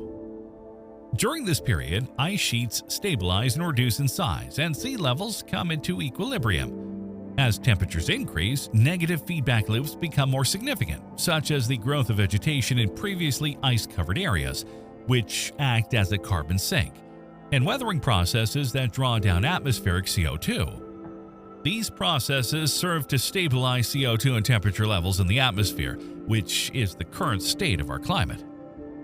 Why are methane levels rising, and how exactly is it measured? Scientists were shocked to see methane levels go up in 2020, even though the COVID-19 lockdowns led to cleaner air and less carbon dioxide pollution. Methane increased by 15 parts per billion that year, which was the biggest jump they had recorded since 1983. In 2021, the increase was even bigger, 18 parts per billion. Methane is a natural gas that's produced all around us, in wetlands, the oceans, and even in the digestive systems of cows and other animals. It's odorless and colorless, but it's also a powerful greenhouse gas. That means it's really good at trapping heat from the sun. Back in the 1980s, methane levels were soaring as the natural gas industry boomed. But by the 1990s, those levels had stabilized. Then, in the mid-2000s, scientists noticed something strange. Methane was suddenly starting to increase again. What's going on? Well, it turns out it's not always easy to pinpoint the exact sources of methane. Unlike carbon dioxide, which mostly comes from burning fossil fuels, methane has all kinds of natural sources. One thing scientists do know is that methane sticks around in the atmosphere for about a decade before it breaks down.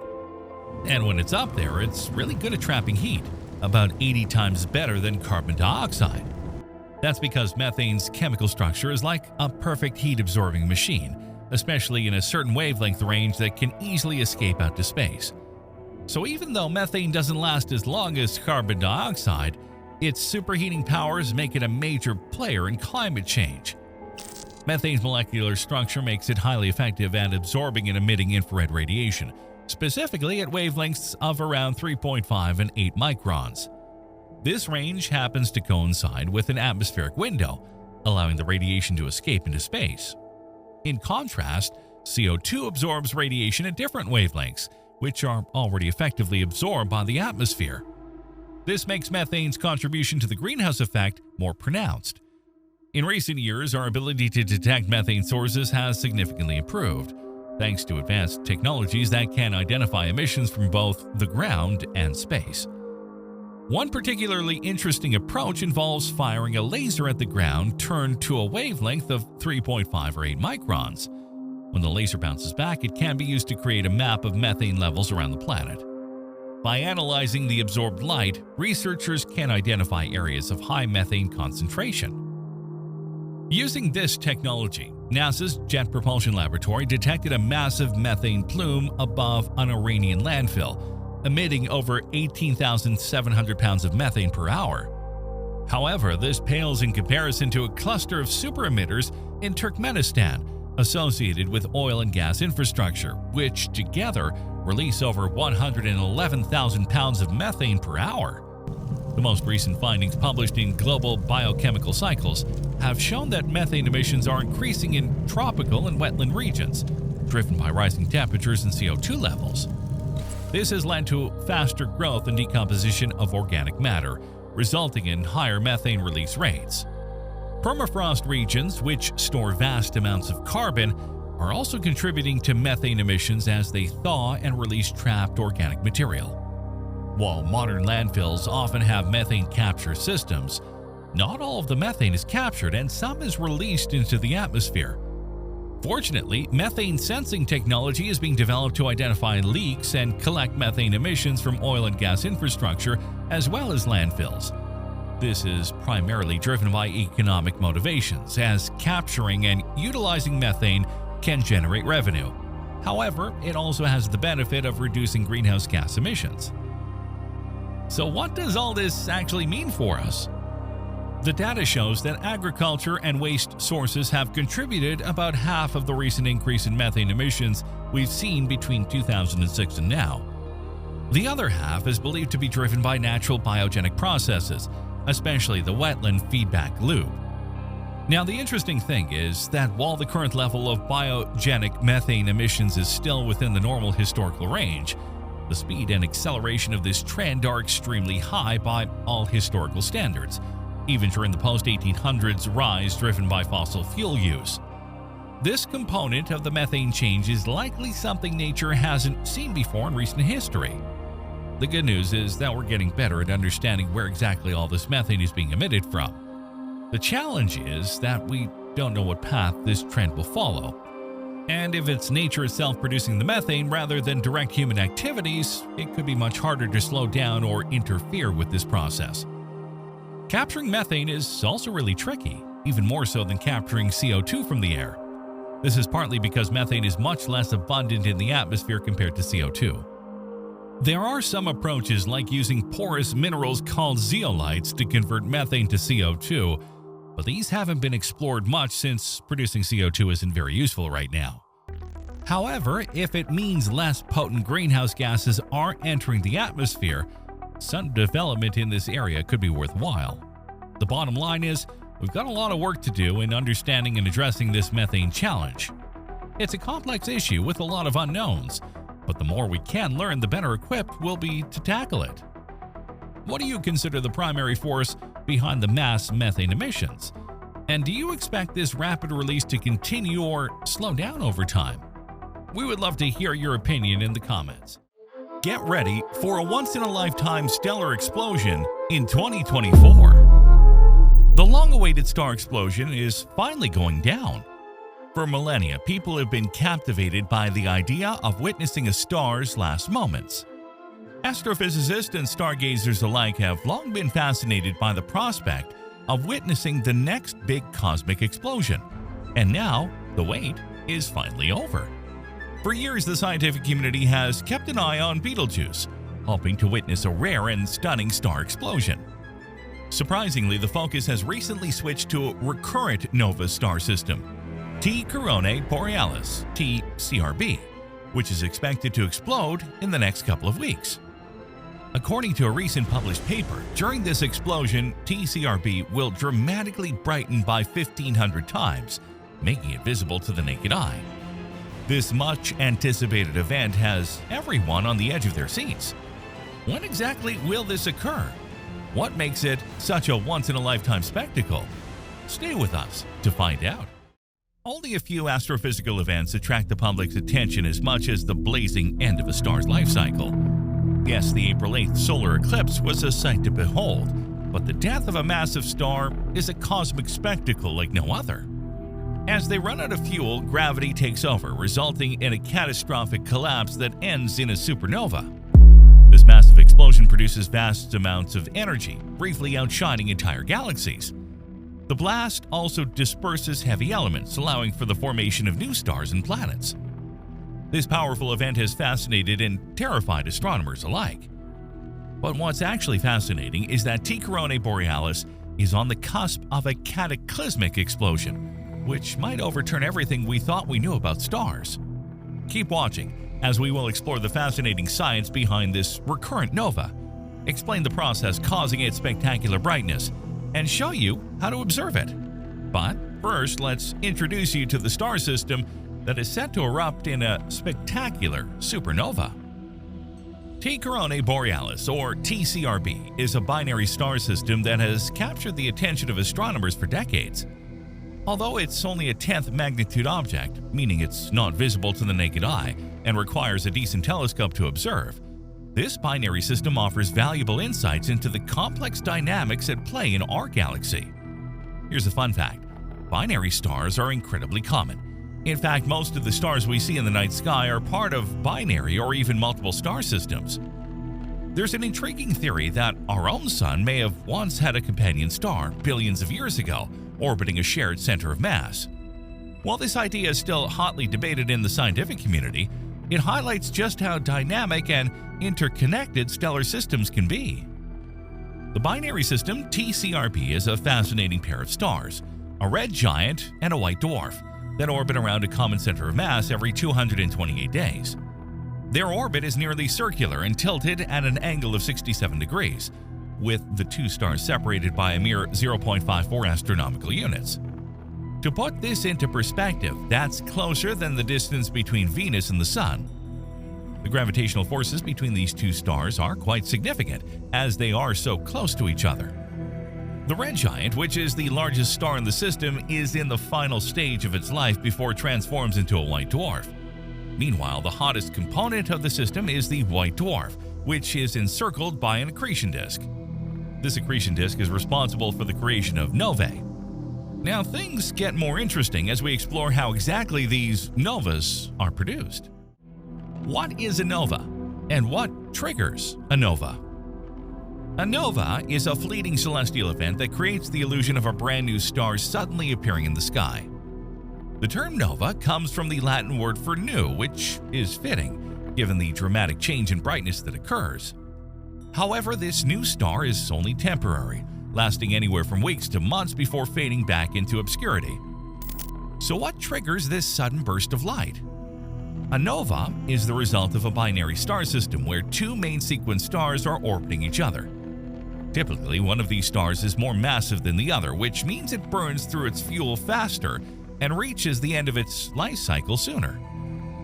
As the more massive star evolves into a red giant, it sheds its outer layers, casting off the material into a planetary nebula. Eventually, only the star's core remains, a white dwarf that's incredibly dense, with a mass similar to that of the Sun, but a volume comparable to that of Earth. This white dwarf is still gravitationally bound to its companion star, which has yet to reach the end of its life cycle.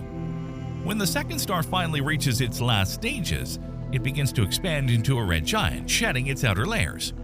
However, instead of dispersing into space, these layers are drawn into the white dwarf's gravitational pull, forming a disk of hydrogen around it. As the white dwarf absorbs this hydrogen, its temperature increases dramatically, causing the hydrogen to ionize. While the white dwarf's surface can sustain stable hydrogen fusion, this process is often thermally unstable, leading to the creation of heavier elements through exothermic reactions. This buildup of energy eventually culminates in a massive explosion, ejecting gas from the white dwarf's surface and producing an intense burst of light, what we call a nova. The duration of this explosion varies depending on the size of the star, with some novae fading rapidly, while others take longer to decay. On average, a nova will take anywhere from 25 to 80 days to decrease in brightness by 2 or 3 magnitudes from its peak intensity. Before we dive into the fascinating details of T. Coronei Borealis' nova, it's worth asking, what's the big deal about this nova anyway? Why does it deserve our attention? Now, let's take a look at the significance of this rare and breathtaking event. As one of the closest novae to Earth, it offers a unique opportunity to study the intricate dynamics of a binary star system. The interactions between the red giant and white dwarf, particularly the mass transfer, are crucial to understanding the life cycles of stars and the behavior of binary systems. The 80-year cycle of outbursts allows astronomers to prepare for and capture these events with unprecedented precision, providing valuable data that can refine existing models of stellar evolution and behavior. This recurring phenomena is a remarkable display of cosmic forces at play, showcasing the white dwarf's gravitational pull as it accretes material from its companion star's outer atmosphere over decades. As the accumulated material, primarily hydrogen, reaches a critical density and temperature, it undergoes a thermonuclear runaway, resulting in a sudden and intense release of energy. This dramatic brightening is not merely a spectacular display. It provides astronomers with crucial insights into thermonuclear processes and the behavior of matter under extreme conditions. The explosion ejects material into space, enriching the interstellar medium and offering a laboratory for studying the nucleosynthesis of elements. Each outburst of TCRB thus enriches our understanding of the processes driving stellar evolution and the chemical enrichment of the galaxy. These regular and intense outbursts provide astronomers with exciting opportunities to test their understanding of binary star systems and stellar explosions. As the global astronomical community eagerly awaits the next outburst, equipped with advanced technology, they anticipate new insights and potentially groundbreaking discoveries about the universe's stellar phenomena. The significance of T. Coronei Borealis lies not only in its predictability, but also in its ability to reveal the intricacies of the cosmos, making it an invaluable subject for continued study and exploration. Now, the question on everyone's mind is, how can we be so certain that TCRB will erupt soon? The American Association of Variable Star Observers, AAVSO, has recorded 2 significant events. The first on May 12, 1866, and the second on February 9, 1946. Both instances reached a magnitude of 2, making them visible to the naked eye. However, astronomers have noted that before the star's luminosity increases, it experiences a slight decrease in brightness. In 2015 and 2016, scientist Justin D. Linford of West Virginia's University Department of Physics and Astronomy conducted research on the star's activity. He discovered that during this period, the star underwent a significant increase in brightness and emitted a higher amount of X-rays. By collecting data from various radio telescopes and telescopes, Linford created a model of the star's behavior. The findings are striking. The star's current behavior is eerily similar to its activity in the 1940s, just before the last explosion. By comparing the data from 2015 and 2016 with that from 1938, the similarity is undeniable. The star's behavior during those periods is almost identical, with a decrease in brightness preceding the explosion. This pattern is consistent with past TCRB explosions. In 1945, a year before the 1946 explosion, astronomers observed a 2-magnitude decrease in the star's brightness, from +10 to +12. To put this into perspective, the human eye can only observe stars with a magnitude of 6 or 7 at most. Anything beyond that becomes increasingly difficult to perceive, requiring specialized telescopes or binoculars. The implications are clear.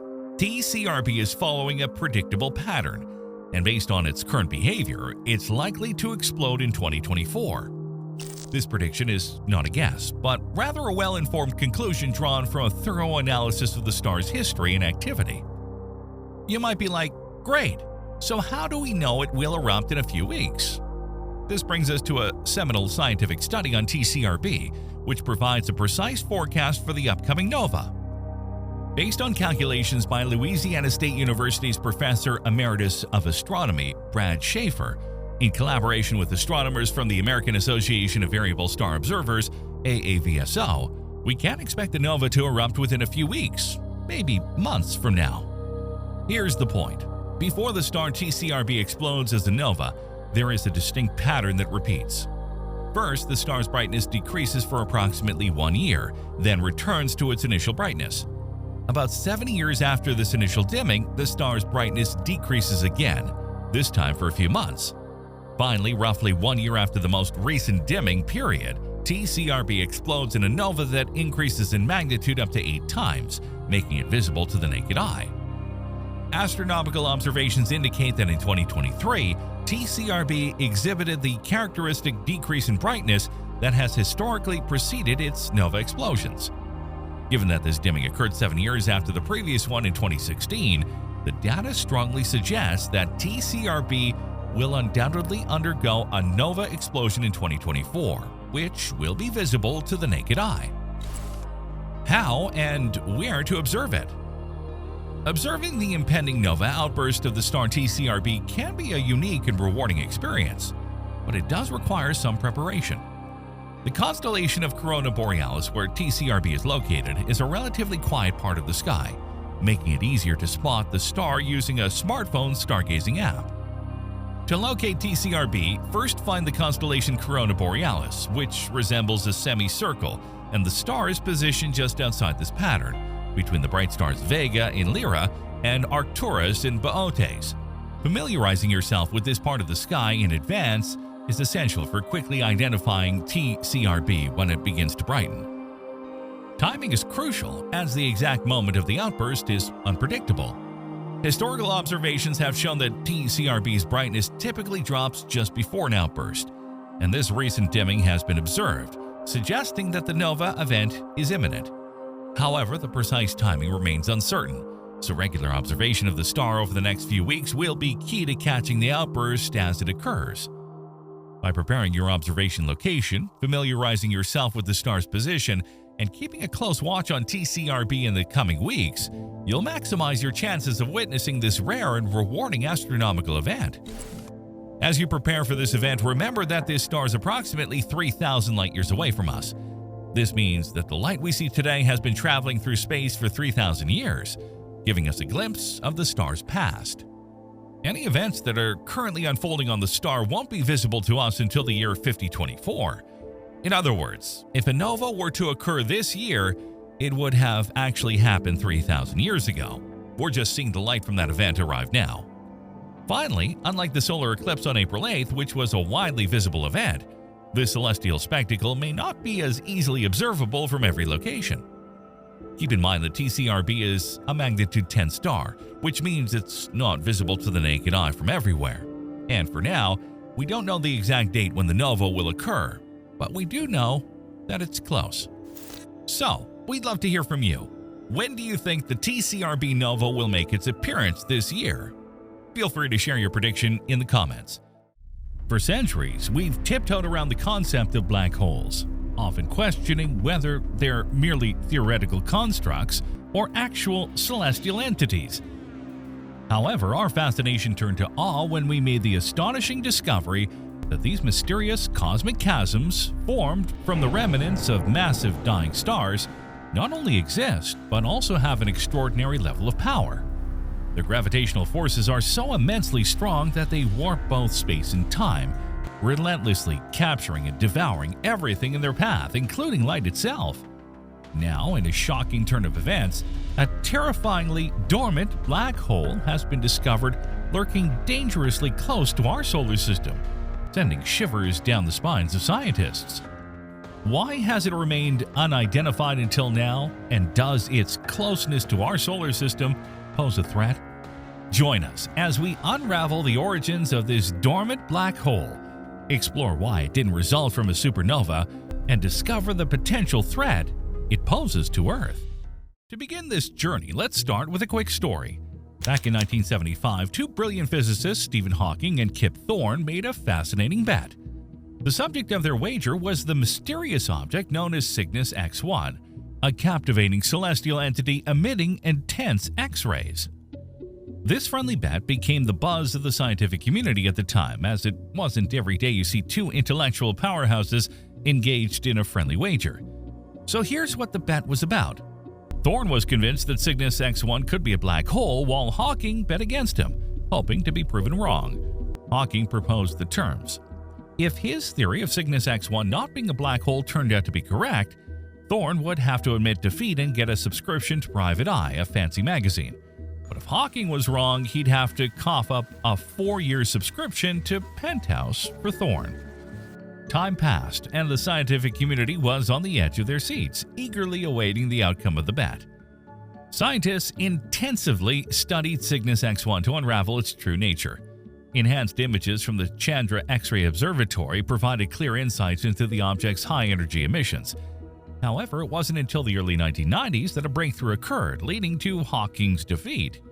The mounting evidence strongly supported the notion that Cygnus X1 was indeed a black hole, the first ever confirmed. Hawking was actually quite happy with the result of the bet, even though he lost that bet to Kip Thorne from the California Institute of Technology. He saw it as some sort of public validation for all the hard work he and his colleagues put into studying black holes.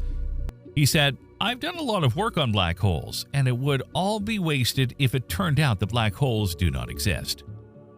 Keep watching, as we're about to explore something Stephen Hawking couldn't have predicted at the time. Something that puts a dent in our current model of what celestial bodies exist in space and how most terrifying entities are hiding in plain sight just a few light years away from our solar system. But before we dive into all these strange details of this monstrous black hole, let's provide you with some important context. Black holes are some of the most fascinating and mysterious objects in our universe. They have a powerful gravitational force that prevents even light, the fastest entity known to us, from escaping. These entities are not truly holes. Rather, they're huge concentrations of matter condensed within incredibly tiny spaces. The boundary of a black hole, known as the event horizon, is a point of no return beyond which we cannot see or observe anything that enters. Anything that crosses the event horizon collapses into the singularity of the black hole, an infinitely small and dense point where the laws of physics and space-time cease to exist.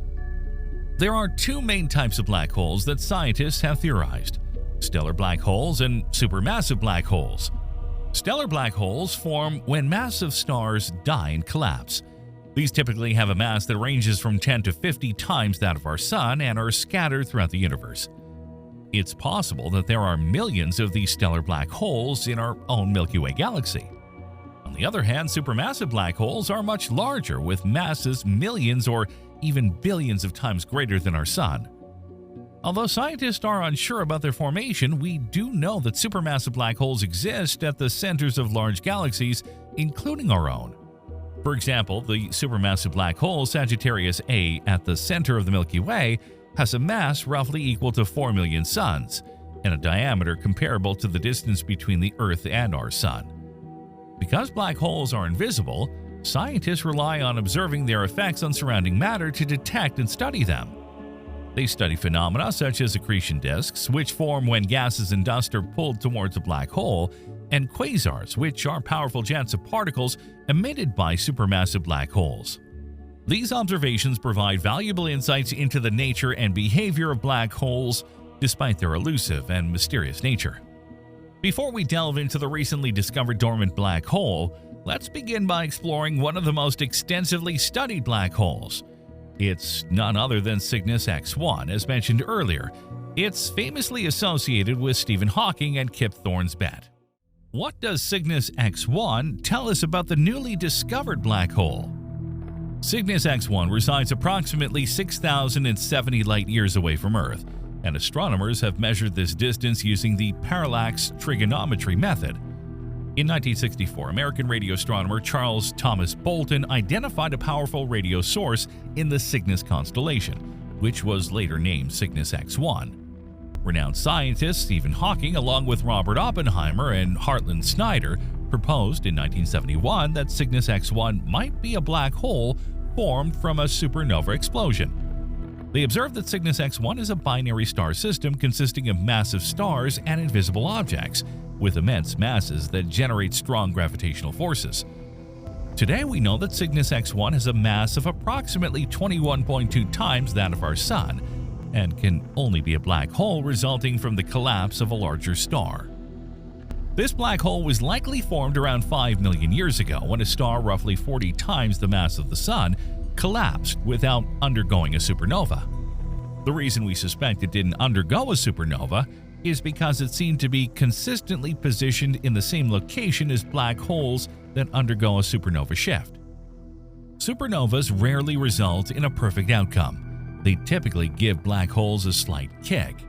The discovery of Cygnus X1 marked the birth of X-ray astronomy and the confirmation of the first ever black hole. The formation of Cygnus X1's black hole occurred through the evolutionary process of a massive star. When a very massive star exhausts its fuel, the remaining stellar core collapses under the intense force of gravity, resulting in a singularity, a point of infinite density at the center of the black hole. Cygnus X1's black hole has an estimated mass of 15 to 20 times that of the Sun. One distinctive feature of the Cygnus X1 black hole is its existence in a binary system. This system comprises a dominant black hole and a smaller companion star. The companion star, likely an active massive star, has a mass of approximately 15 times that of the Sun and a radius about 20 times that of the Sun. These binary companions orbit each other at a distance of around 0.2 astronomical units, with an orbital period of about 5.6 days. The companion star orbits the black hole due to its close proximity and the gravitational pull exerted by the black hole. An intriguing phenomenon associated with the Cygnus X1 black hole is the presence of an accretion disk. As the companion star approaches the black hole, matter from the star falls into the black hole through a hot disk surrounding it. The material within this accretion disk becomes extremely heated due to the interplay of gravity and friction, generating a substantial amount of energy, including intense X-ray radiation. The X-ray radiation emitted from the black hole, Cygnus X1, originates from an accretion disk surrounding the black hole. Matter falling into the black hole converts gravitational potential energy into kinetic energy and heat. The high temperature within the accretion disk leads to the emission of intense X-ray radiation. This radiation arises from matter heated to temperatures in the millions of degrees Celsius, producing X-ray photons. Now we'll move our attention to the Milky Way, where a new fascinating discovery has been made: a huge black hole that lurks too close to Earth. What is this dominant black hole found near our solar system? To everyone's surprise, a new and unusual discovery has emerged directly from the data collected by the Gaia telescope. Thanks to the unmatched precision of the Gaia Space Observatory, which belongs to the European Space Agency, the astronomers from the Gaia collaboration have unveiled an exceptional stellar system hidden within the constellation Aquila. This unique system resides at a distance of 590 parsecs, which is nearly 2,000 light-years away. During the validation process, Gaia's telescopes initially detected a solitary aged giant star at that specific position in the sky. However, after meticulously analyzing over 5.5 years of Gaia's observations, a remarkable revelation has surfaced. The motion displayed by this seemingly lone star deviates significantly from what was anticipated for a single star. This strongly indicates the presence of a massive, invisible companion with a mass almost 50 times greater than the star originally observed by Gaia.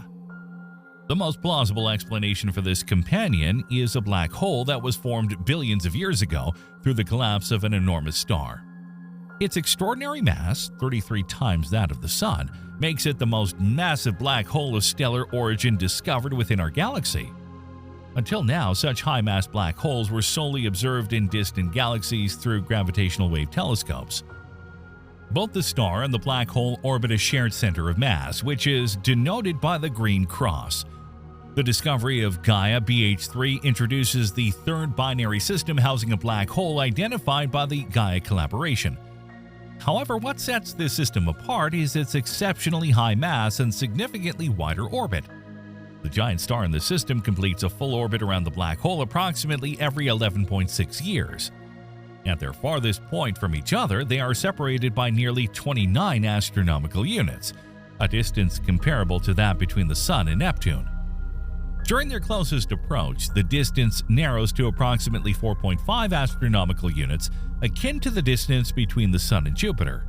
The orbit of the black hole itself is comparable to the size of Mercury's orbit around the Sun.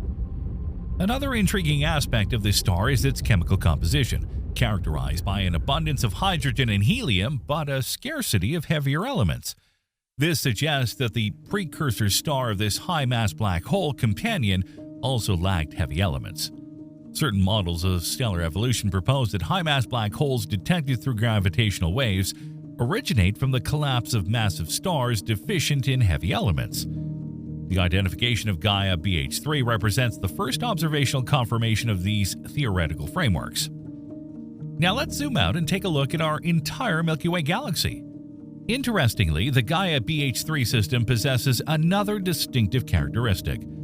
Although it is currently situated close to the plane of our Milky Way, it actually belongs to the galactic halo and follows a retrograde galactic orbit, moving in the opposite direction compared to the majority of stars in the Milky Way, including our own Sun, which orbit within the galactic plane. Notably, it's a part of a group of stars in the galactic halo believed to have been accreted by our galaxy over 8 billion years ago.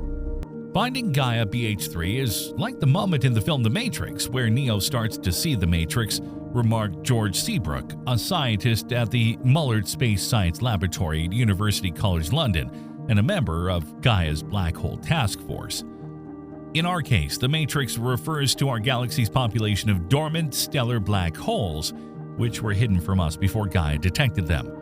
Seabrook further emphasized that Gaia BH3 serves as a significant indication of this population, given its status as the most massive stellar black hole discovered within our galaxy. However, it's worth noting that Gaia BH3 pales in comparison to the supermassive black hole at the center of the Milky Way known as Sagittarius A. Sagittarius A boasts a mass 4.2 million times that of our Sun. Unlike stellar black holes formed from the deaths of massive stars, supermassive black holes like Sagittarius A result from a series of progressively larger black hole mergers. What do you find truly spectacular about black holes? Does the discovery of the Gaia BH3 black hole bring to mind any previous discoveries?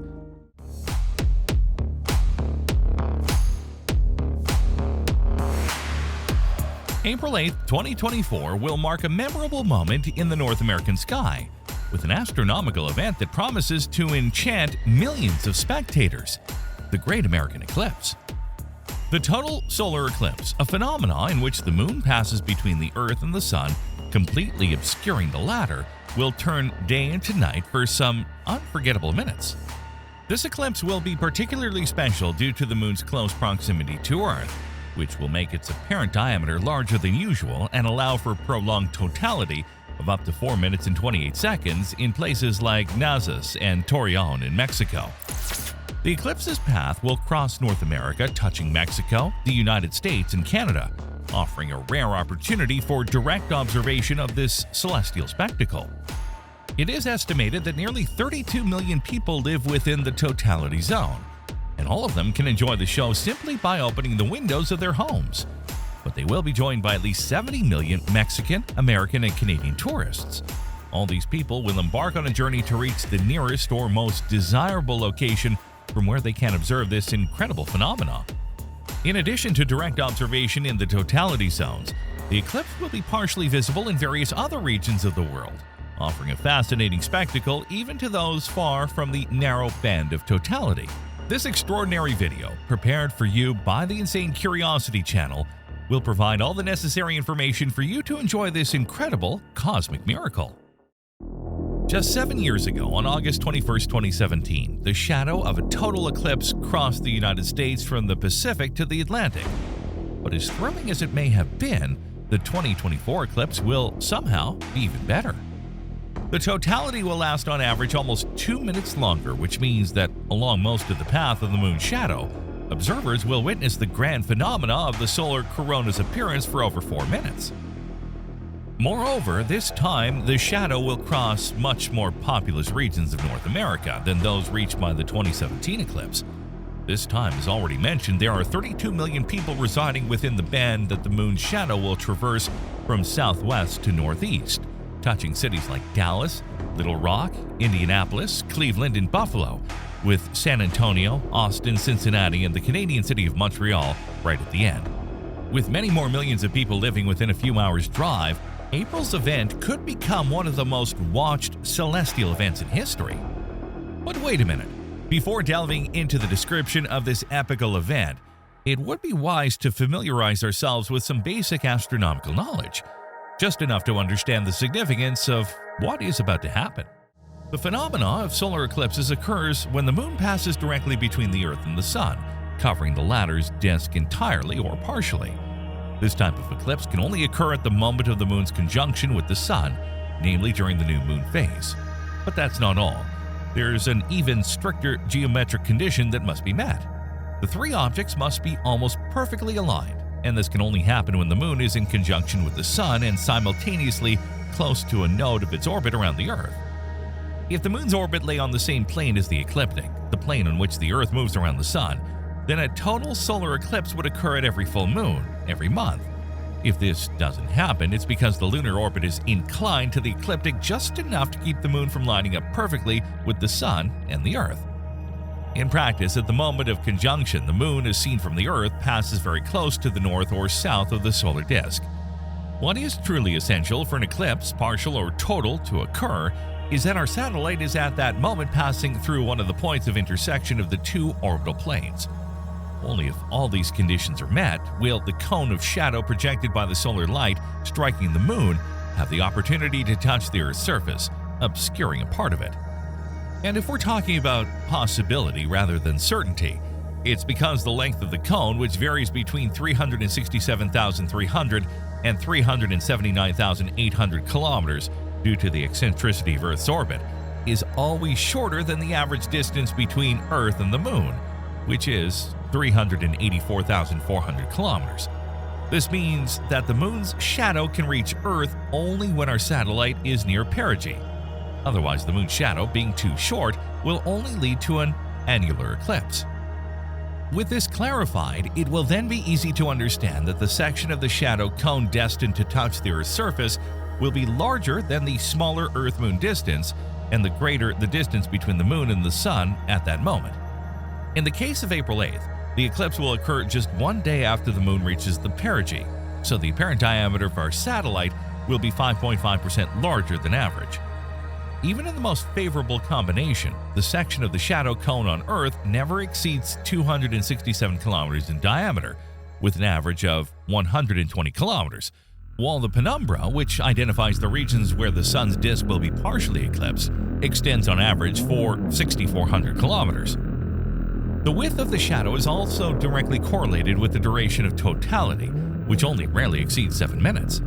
Moreover, due to the combined movements of Earth and Moon, the shadow moves on the Earth's surface very rapidly, moving from west to east at a speed that can exceed 2,000 kilometers per hour. As a result, the so-called path of totality appears to unfold among the affected regions as a thin, dark trace, sometimes longer than 15,000 kilometers. The place where the longest duration of totality occurs is called the point of greatest eclipse. In the solar eclipse of April 8th, NASA's Mexico will have this privilege. Here, the total eclipse will last for 4 minutes and 28 seconds. Furthermore, NASA also has the highest statistical probability of clear skies compared to other locations along the path of totality. The average frequency of a total solar eclipse for a given point on Earth is 375 years. From the entire Earth's surface in 1 year to 2 to 5 solar eclipses of any type can be observed. However, statistics tell us that in 72% of cases, there are only 2 eclipses per year. The maximum duration of totality can reach, in extremely rare cases, 7.5 minutes, as will happen on July 16, 2186, but typically does not exceed 2 to 3 minutes. Among the total eclipses that have occurred or will occur from year 0 to year 4000, only 33 exceed 7 minutes. However, if we also consider the partial phases, the duration of a solar eclipse can exceed 4 hours. The record is 4.44 hours, recorded during the annular eclipse on December 14, 1955. The maximum duration of an annular eclipse is 12.5 minutes. Great! With the necessary information at hand, let's start by saying that the total solar eclipse of April 8, 2024 will begin over the southern Pacific Ocean and then continue in Mexico. It will then enter the United States and Texas and cross Oklahoma, Arkansas, Missouri, Illinois, Kentucky, Indiana, Ohio, Pennsylvania, New York, Vermont, New Hampshire, and Maine. Even small areas of Tennessee and Michigan will experience this total solar eclipse. The eclipse will then move into Canada and southern Ontario and continue through Quebec, New Brunswick, Prince Edward Island, and Cape Breton. In the United States, totality will begin in Texas at 1327 Central Daylight Time and end in Maine at 1535 Eastern Daylight Time on April 8th. Here's some advice on the best locations to check out if you don't live within the path of totality. Alright, let's start with Mexico, where the shadow of the moon will first make contact with the Pacific coast. The shadow cone will touch the land for the first time near Mazatlan, Mexico. Totality here is up to 4 minutes and 20 seconds along the central line. Other major Mexican cities along the path include Torreon and Durango. Mazatlan, a beach city in northwestern Mexico, is an excellent location to experience the Great American Eclipse. The local astronomical society will set up about 10 observation stations along the shoreline facing the Pacific. Special glasses for safely viewing the eclipse will be distributed at each station, and astronomers and telescopes will be available to make your experience unforgettable. At a speed of 1,800 kilometers per hour, the shadow will then glide into Texas, where it will gradually cover the cities of San Antonio, Austin, Dallas, and Fort Worth. Texas will attract many eclipse chasers due to its better chances of good weather, numerous hotel rooms, and a vast highway system, which is crucial if a last-minute transfer to clear skies is needed. In Dallas, the total eclipse will begin at 1340 Central Daylight Time.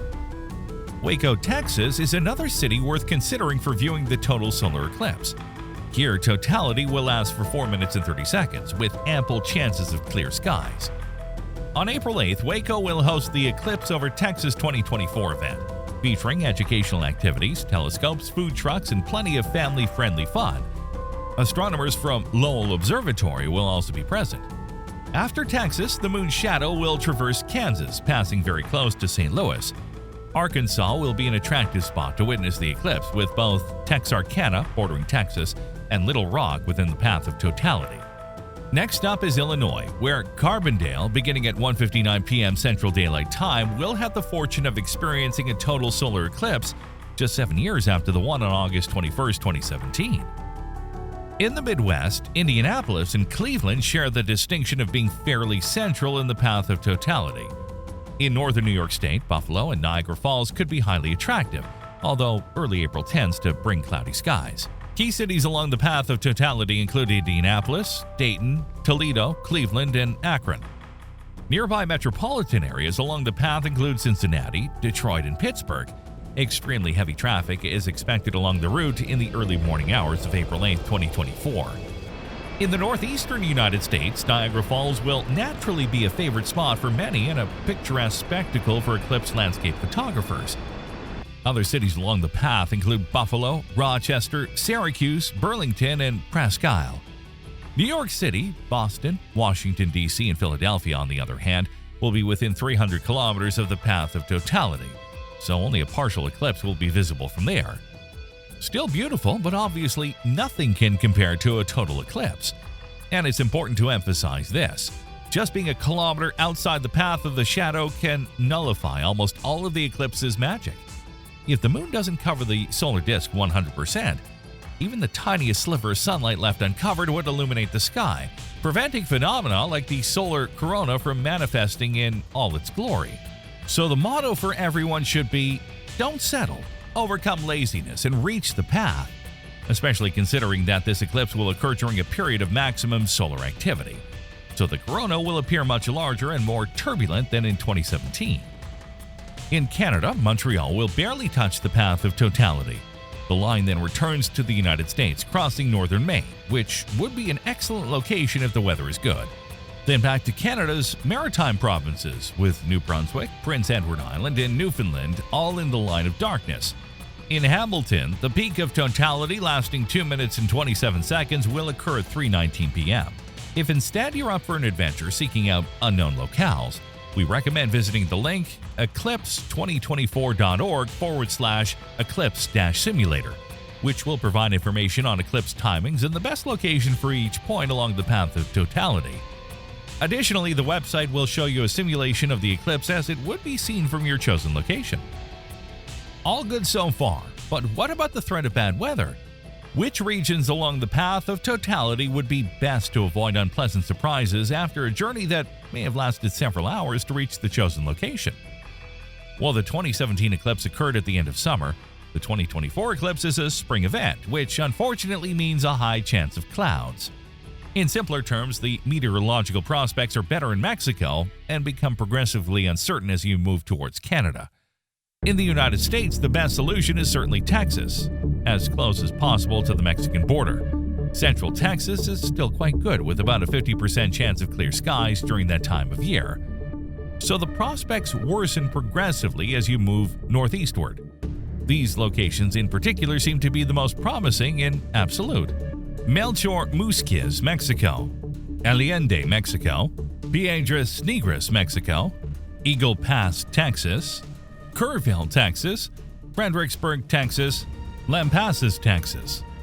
From these locations, it will be possible to observe the eclipse with the longest totality duration, more than 4 minutes and 20 seconds, and with the highest probability of mostly clear skies, 58 to 59% chances of mostly clear skies on the day of the eclipse. Many other locations in Mexico and Texas will in any case provide good chances of observing the eclipse, with a probability greater than 50% of having mostly clear skies. In short, at this time of year, the risk of cloud cover is not entirely negligible, and as often happens in life as in other matters, the only way to ward off the fear of disappointment is simply to take it in stride and with lightness. After all, chasing an eclipse is a gamble, but it's also an adventure. Whatever the conditions of the sky, the landscape will continue to darken significantly during totality. And even with cloudy skies, the dark landscape painted by a total eclipse in progress will still seem mysterious and primal. The surrounding environment will undergo momentary but intense transformations. There will be a noticeable drop in temperatures, which can fall rapidly, and there will be, cloudy or not, changes in the behavior of animals. These changes add another level of fascination to an already incredible natural spectacle, capturing the interest not only of astronomers and night sky enthusiasts, but also of nature lovers and simple, curious souls. And one more thing. This eclipse will last for over 4 minutes, which is a lot for this kind of phenomena.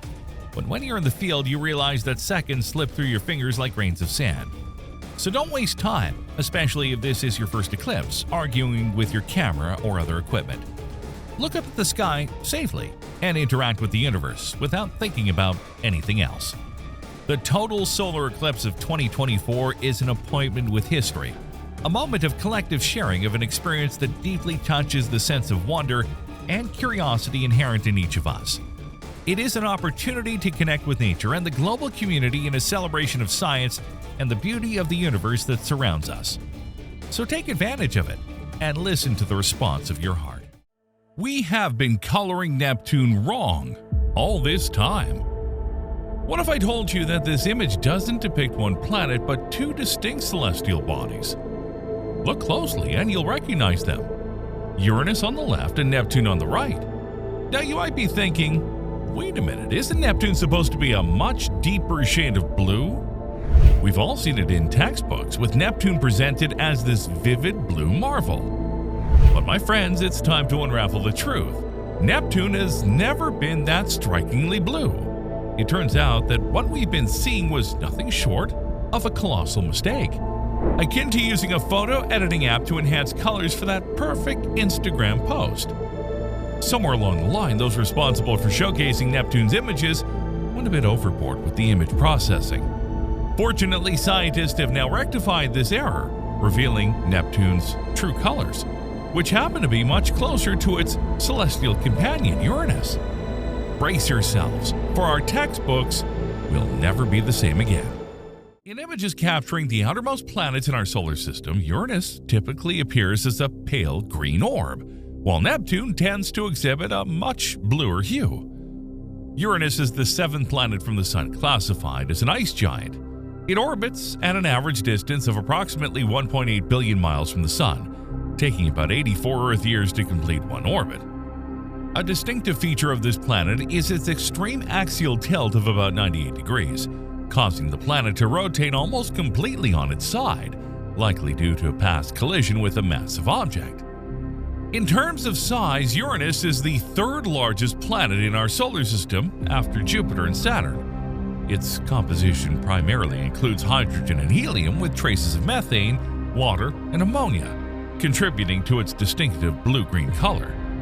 This pale blue planet possesses a thick atmosphere featuring some interesting dynamic weather patterns. Winds in its upper atmosphere can reach speeds of up to 560 miles per hour.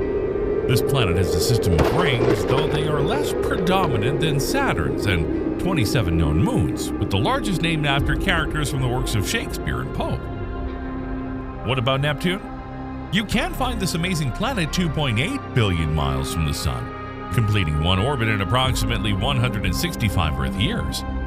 Similar to Uranus, Neptune has an axial tilt, although less extreme at about 28 degrees. Just like Uranus, Neptune is primarily composed of hydrogen and helium, with methane leading its distinctive blue color to the planet's atmosphere.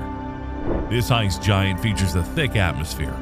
Remarkable is the presence of active weather patterns, including storm systems and fast winds. Neptune possesses a system of rings, though they are faint and dark, consisting of small particles. If you want to know more about Neptune's rings, make sure to watch our previous video. Previous studies. The distinct visual appearances of Neptune and Uranus, despite sharing similar characteristics like mass, size, and atmospheric composition, have intrigued astronomers. Neptune stands out with its vivid blue color in the visible light spectrum, while Uranus presents itself in a lighter shade of cyan. Recent astronomical research delves into the factors contributing to these notable color differences.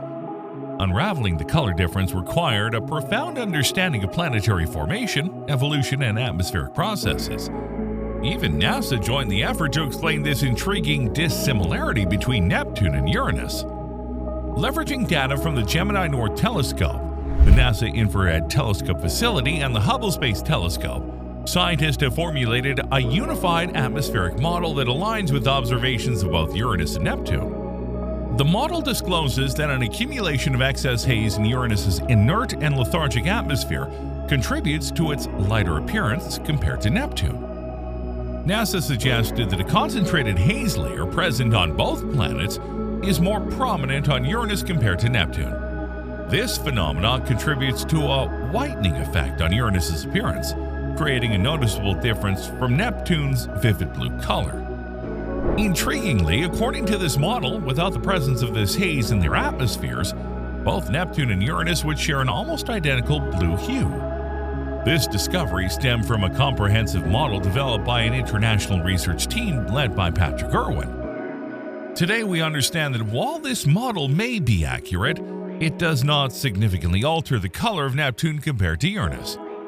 Notably, Professor Irwin played a key role in revealing the truth about Uranus and Neptune sharing essentially the same color.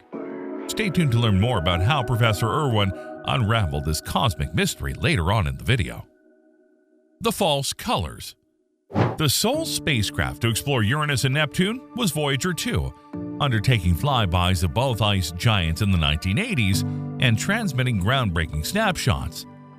Patrick Irwin himself highlights that the spacecraft's images were captured using various color filters, including green, blue, and orange.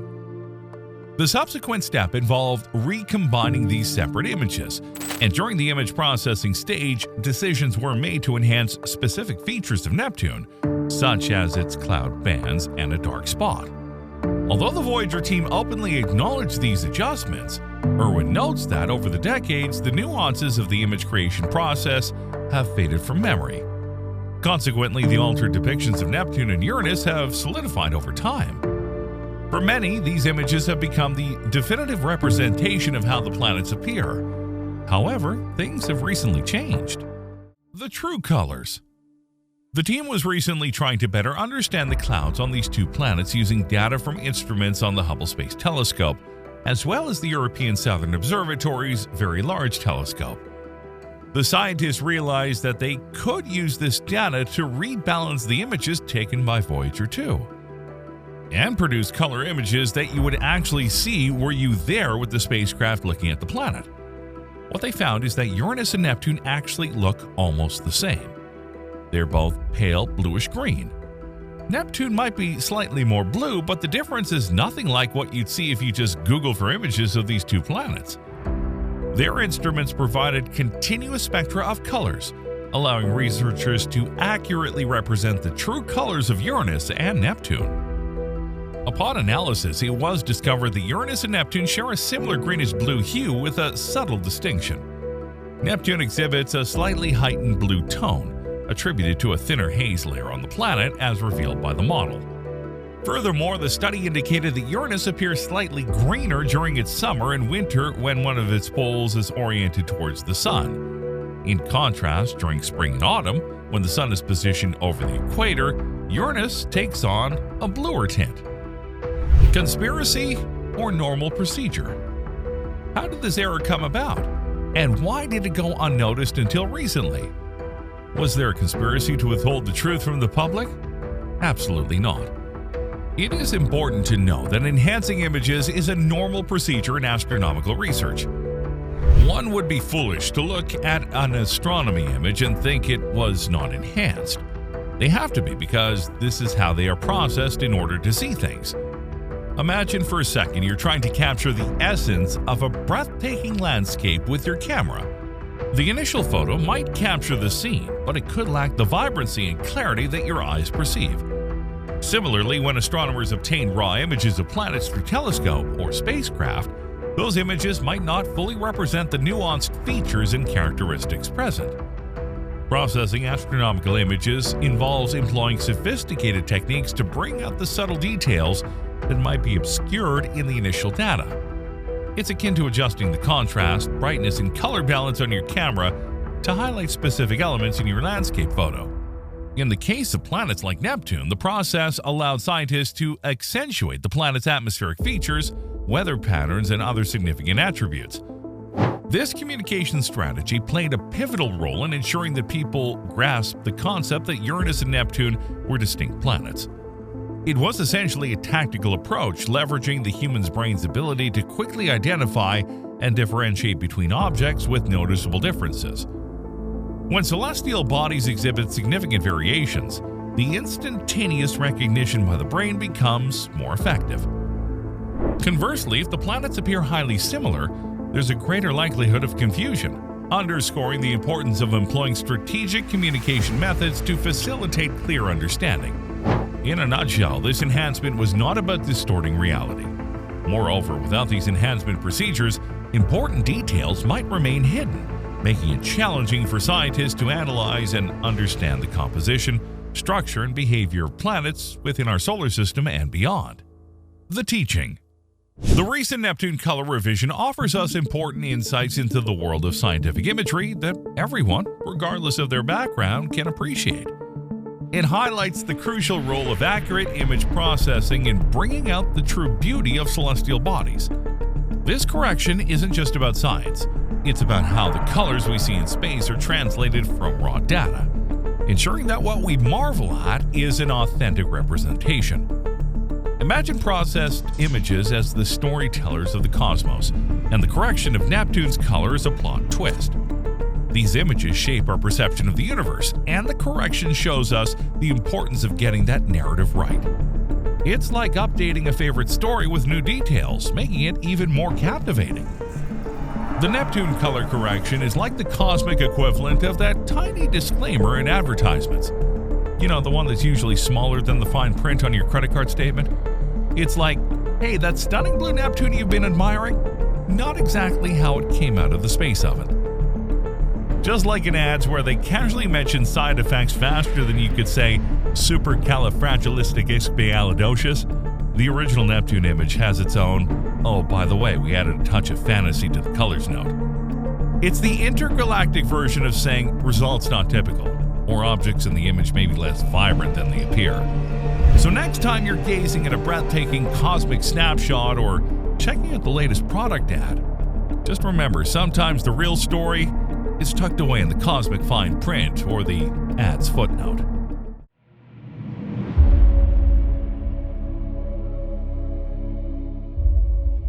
One of the criteria on which we base the search for extraterrestrial life is to find exoplanets with conditions similar to Earth.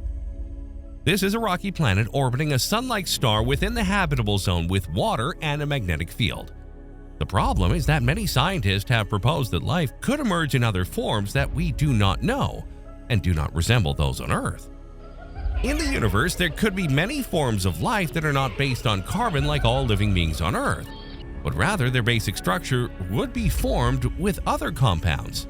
That being the case, there is a world in our solar system that could have everything necessary to house living beings different from those on Earth. We are talking, of course, about Titan, Saturn's largest moon. Recently, the James Webb Space Telescope made an astonishing discovery about this distant world that could help us discover if extraterrestrial beings could inhabit Titan. Do you want to know what this discovery is about? Come with us to find out. Titan is not only Saturn's largest moon, but it is also even bigger than the planet Mercury with a diameter of 3,200 miles. Since the solar system began to be explored in the 1960s, Titan has been, until now, the world most similar to Earth that we have found, since phenomena occur on this moon that do not occur anywhere else except on Earth. To begin with, Titan has lakes, seas, and rivers, with the abysmal difference that while on Earth these bodies are generally full of water, on Titan they are full of liquid methane. But this is not all. Thanks to the Cassini-Huygens space mission, scientists discovered that beneath the surface of Titan, about 50 miles deep, there is an immense ocean of water like that of Europa, Jupiter's icy moon. Another incredible phenomena that we discovered thanks to the Cassini mission was that on Titan there is a hydrological cycle similar to that on Earth. Thanks to this, some clouds condense and fall to the surface as rain on Titan, and then these liquids fill its seas and rivers. Of course, what rains on Titan is not water but methane, a chemical compound that here on Earth only exists in the form of a gas. But on Titan, the climatic conditions and the extreme cold of minus 290 degrees Fahrenheit cause that this element can exist in the three states, fulfilling a function analogous to the function that water fulfills here on Earth. If an astronaut could land on the surface of Titan, he would notice a couple of extraordinary things. For starters, he would realize that he could jump very high with little effort, since the acceleration due to gravity on Titan is only 1,352 meters squared. That is only 14% of Earth's gravity. This weak force of gravitational attraction would not only affect an astronaut, but it affects everything on Titan, which is why when the astronaut carefully observed the rain, he would see how it seems to fall in slow motion, since with such a weak force of gravity, raindrops fall about 6 times slower than on Earth. A day on Titan. Despite the similarities with our planet, some phenomena on Titan that do not occur on Earth could hinder life's development. One of them is its dense cloud cover. During midday on Titan, the moon's temperatures increase slightly, which cause a dense and thick layer of clouds to rise in the atmosphere that extends several kilometers. But don't think that this happens only for a couple of hours. Let's remember that Titan is a moon, not a planet. Unlike on Earth, where the day is marked by the speed of rotation, on Titan, the days are marked by both the speed of rotation and the speed of translation, that is, the time it takes to orbit the planet. Titan takes 16 days to go around Saturn, and it also has tidal coupling with Saturn, meaning that the same thing happens to it that happens to the moon. One of its faces always points to the planet on which it rotates. One of Titan's faces always points towards Saturn, so the time of its translation and rotation are equal. This means that a day on Titan lasts 16 Earth days or 384 hours. During these 16 days, 8 days are light and 8 days are total darkness. During Titan's midday, after the first 8 days after sunrise, an orange haze rises in the atmosphere, making the sky darken between 100 and 1,000 times darker than Earth's sky. This is because the change in temperatures causes methane and ethanol to change state and form dense clouds of hydrocarbons. These clouds remain like this for most of the day until sunset. Contrary to Earth, where the brightest time is usually midday, on Titan the brightest time is sunset. This is due to Titan's tilt axis. It orbits approximately at the same angle as Saturn's rotation axis, so the time when it receives the most significant radiation is not midday, but at sunset and midday. Dark clouds form and dissipate until that moment, so Titan receives the most significant amount of radiation and sunlight during twilight. The nights on Titan are incredibly dark. It is only darker when an eclipse occurs. Earth is not the only place where eclipses occur. On Titan, they also occur. But on Earth, solar eclipses last just over a minute, while on Titan, eclipses last 6 hours. This is because what darkens the sky on Titan is not a moon, but Saturn. And Saturn is enormous. So much so that the time it takes from the first moment that one of its sides hides the sun until the sun rises on the other, 6 hours pass. Discovery of the James Webb. Recently, the James Webb Space Telescope managed to take one of the clearest images ever obtained of Titan, and scientists discovered something extremely interesting. Thanks to the fact that the James Webb Telescope can observe in the infrared, it was able to penetrate Titan's dense cloud cover and observe an astonishing phenomenon. Titan has weather seasons like Earth. You did hear that right. In the images obtained by the James Webb, astronomers were able to observe the formation of clouds in Titan's lower atmosphere at the end of summer when its surface absorbs more heat. Remember that we have 4 seasons on Earth that differ very well: spring, summer, autumn, and winter. On Titan, there are also 4 seasons. And although they have the same names as the seasons on Earth, they are very different. While on Earth each season lasts approximately 3 months, on Titan each season lasts approximately 7 years. This is because Titan's seasons depend on the planet's orbit, and Saturn's orbit around the Sun is approximately 29 Earth years. A year on Titan lasts 29 Earth years, so each season is divided into a quarter of a year, that is, 7 years. With this discovery, scientists know more about Titan's complex climate and can better understand what kind of life could thrive in this cold world. What type of living beings could Titan house? When scientists try to speculate what kind of life there could be on Titan, they come across different scenarios. On the one hand, meteorological phenomena are very similar to those of early Earth that occurred on Titan. Millions of years ago, our planet was not the green and blue oasis it is now. Instead, it was a cold, cloud-covered world with conditions very similar to those we observed on Titan. This means that if life could also arise on Earth under these conditions, it is possible that the same thing could also happen on Titan. The main difference is the extreme temperatures. Titan is an icy world. On Earth, living beings can take advantage of the radiation and light of the sun to charge themselves with energy and perform some functions. But Titan is a moon very far from the sun, and its atmosphere is also covered with clouds for 7 long years, further decreasing the atmosphere's temperature and surface. This means that the life forms that developed on Titan could not depend solely on solar energy to cover their energy reserves. They would have to develop another method to obtain energy. There are 2 ways they could achieve this. The first is geothermal energy. Although it is not proven, observations from space missions indicate that Titan could have geological activity. If so, it is possible that in the most profound areas of Titan seas, there could be underwater volcanoes.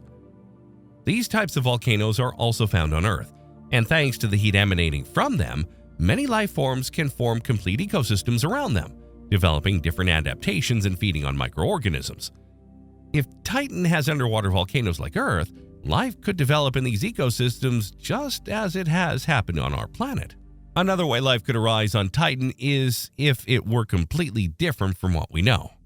On Earth, life is based on carbon and depends strongly on the energy it obtains from the sun. Plants carry out photosynthesis with sunlight, Herbivorous animals feed on these plants, and carnivores feed on herbivorous animals.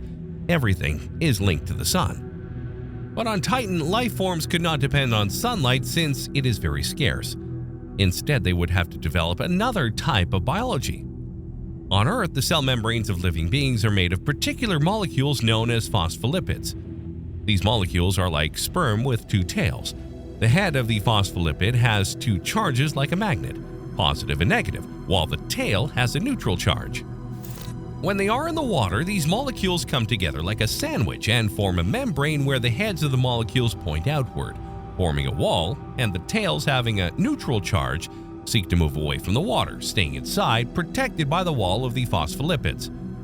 This arrangement creates flexible membranes that allow life to develop within them. These molecules took advantage of our planet's elements such as oxygen and carbon.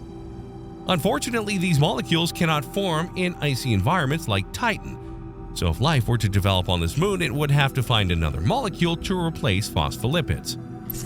This molecule could be acrylonitrile, a liquid that only exists synthetically on Earth. It does not exist in nature since it requires hydrocarbons for production. Acrylonitrile is colorless with a pungent odor, similar to onion or garlic, and can dissolve in water and evaporate quickly at warm temperatures.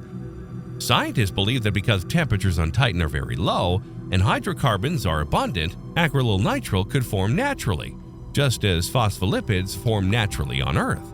If this were to happen, life would find a substitute that fulfills precisely the same function, and this could give rise to forms of life that we have never seen or imagined. These life forms would not require sunlight and could feed on the chemicals in Titan's atmosphere.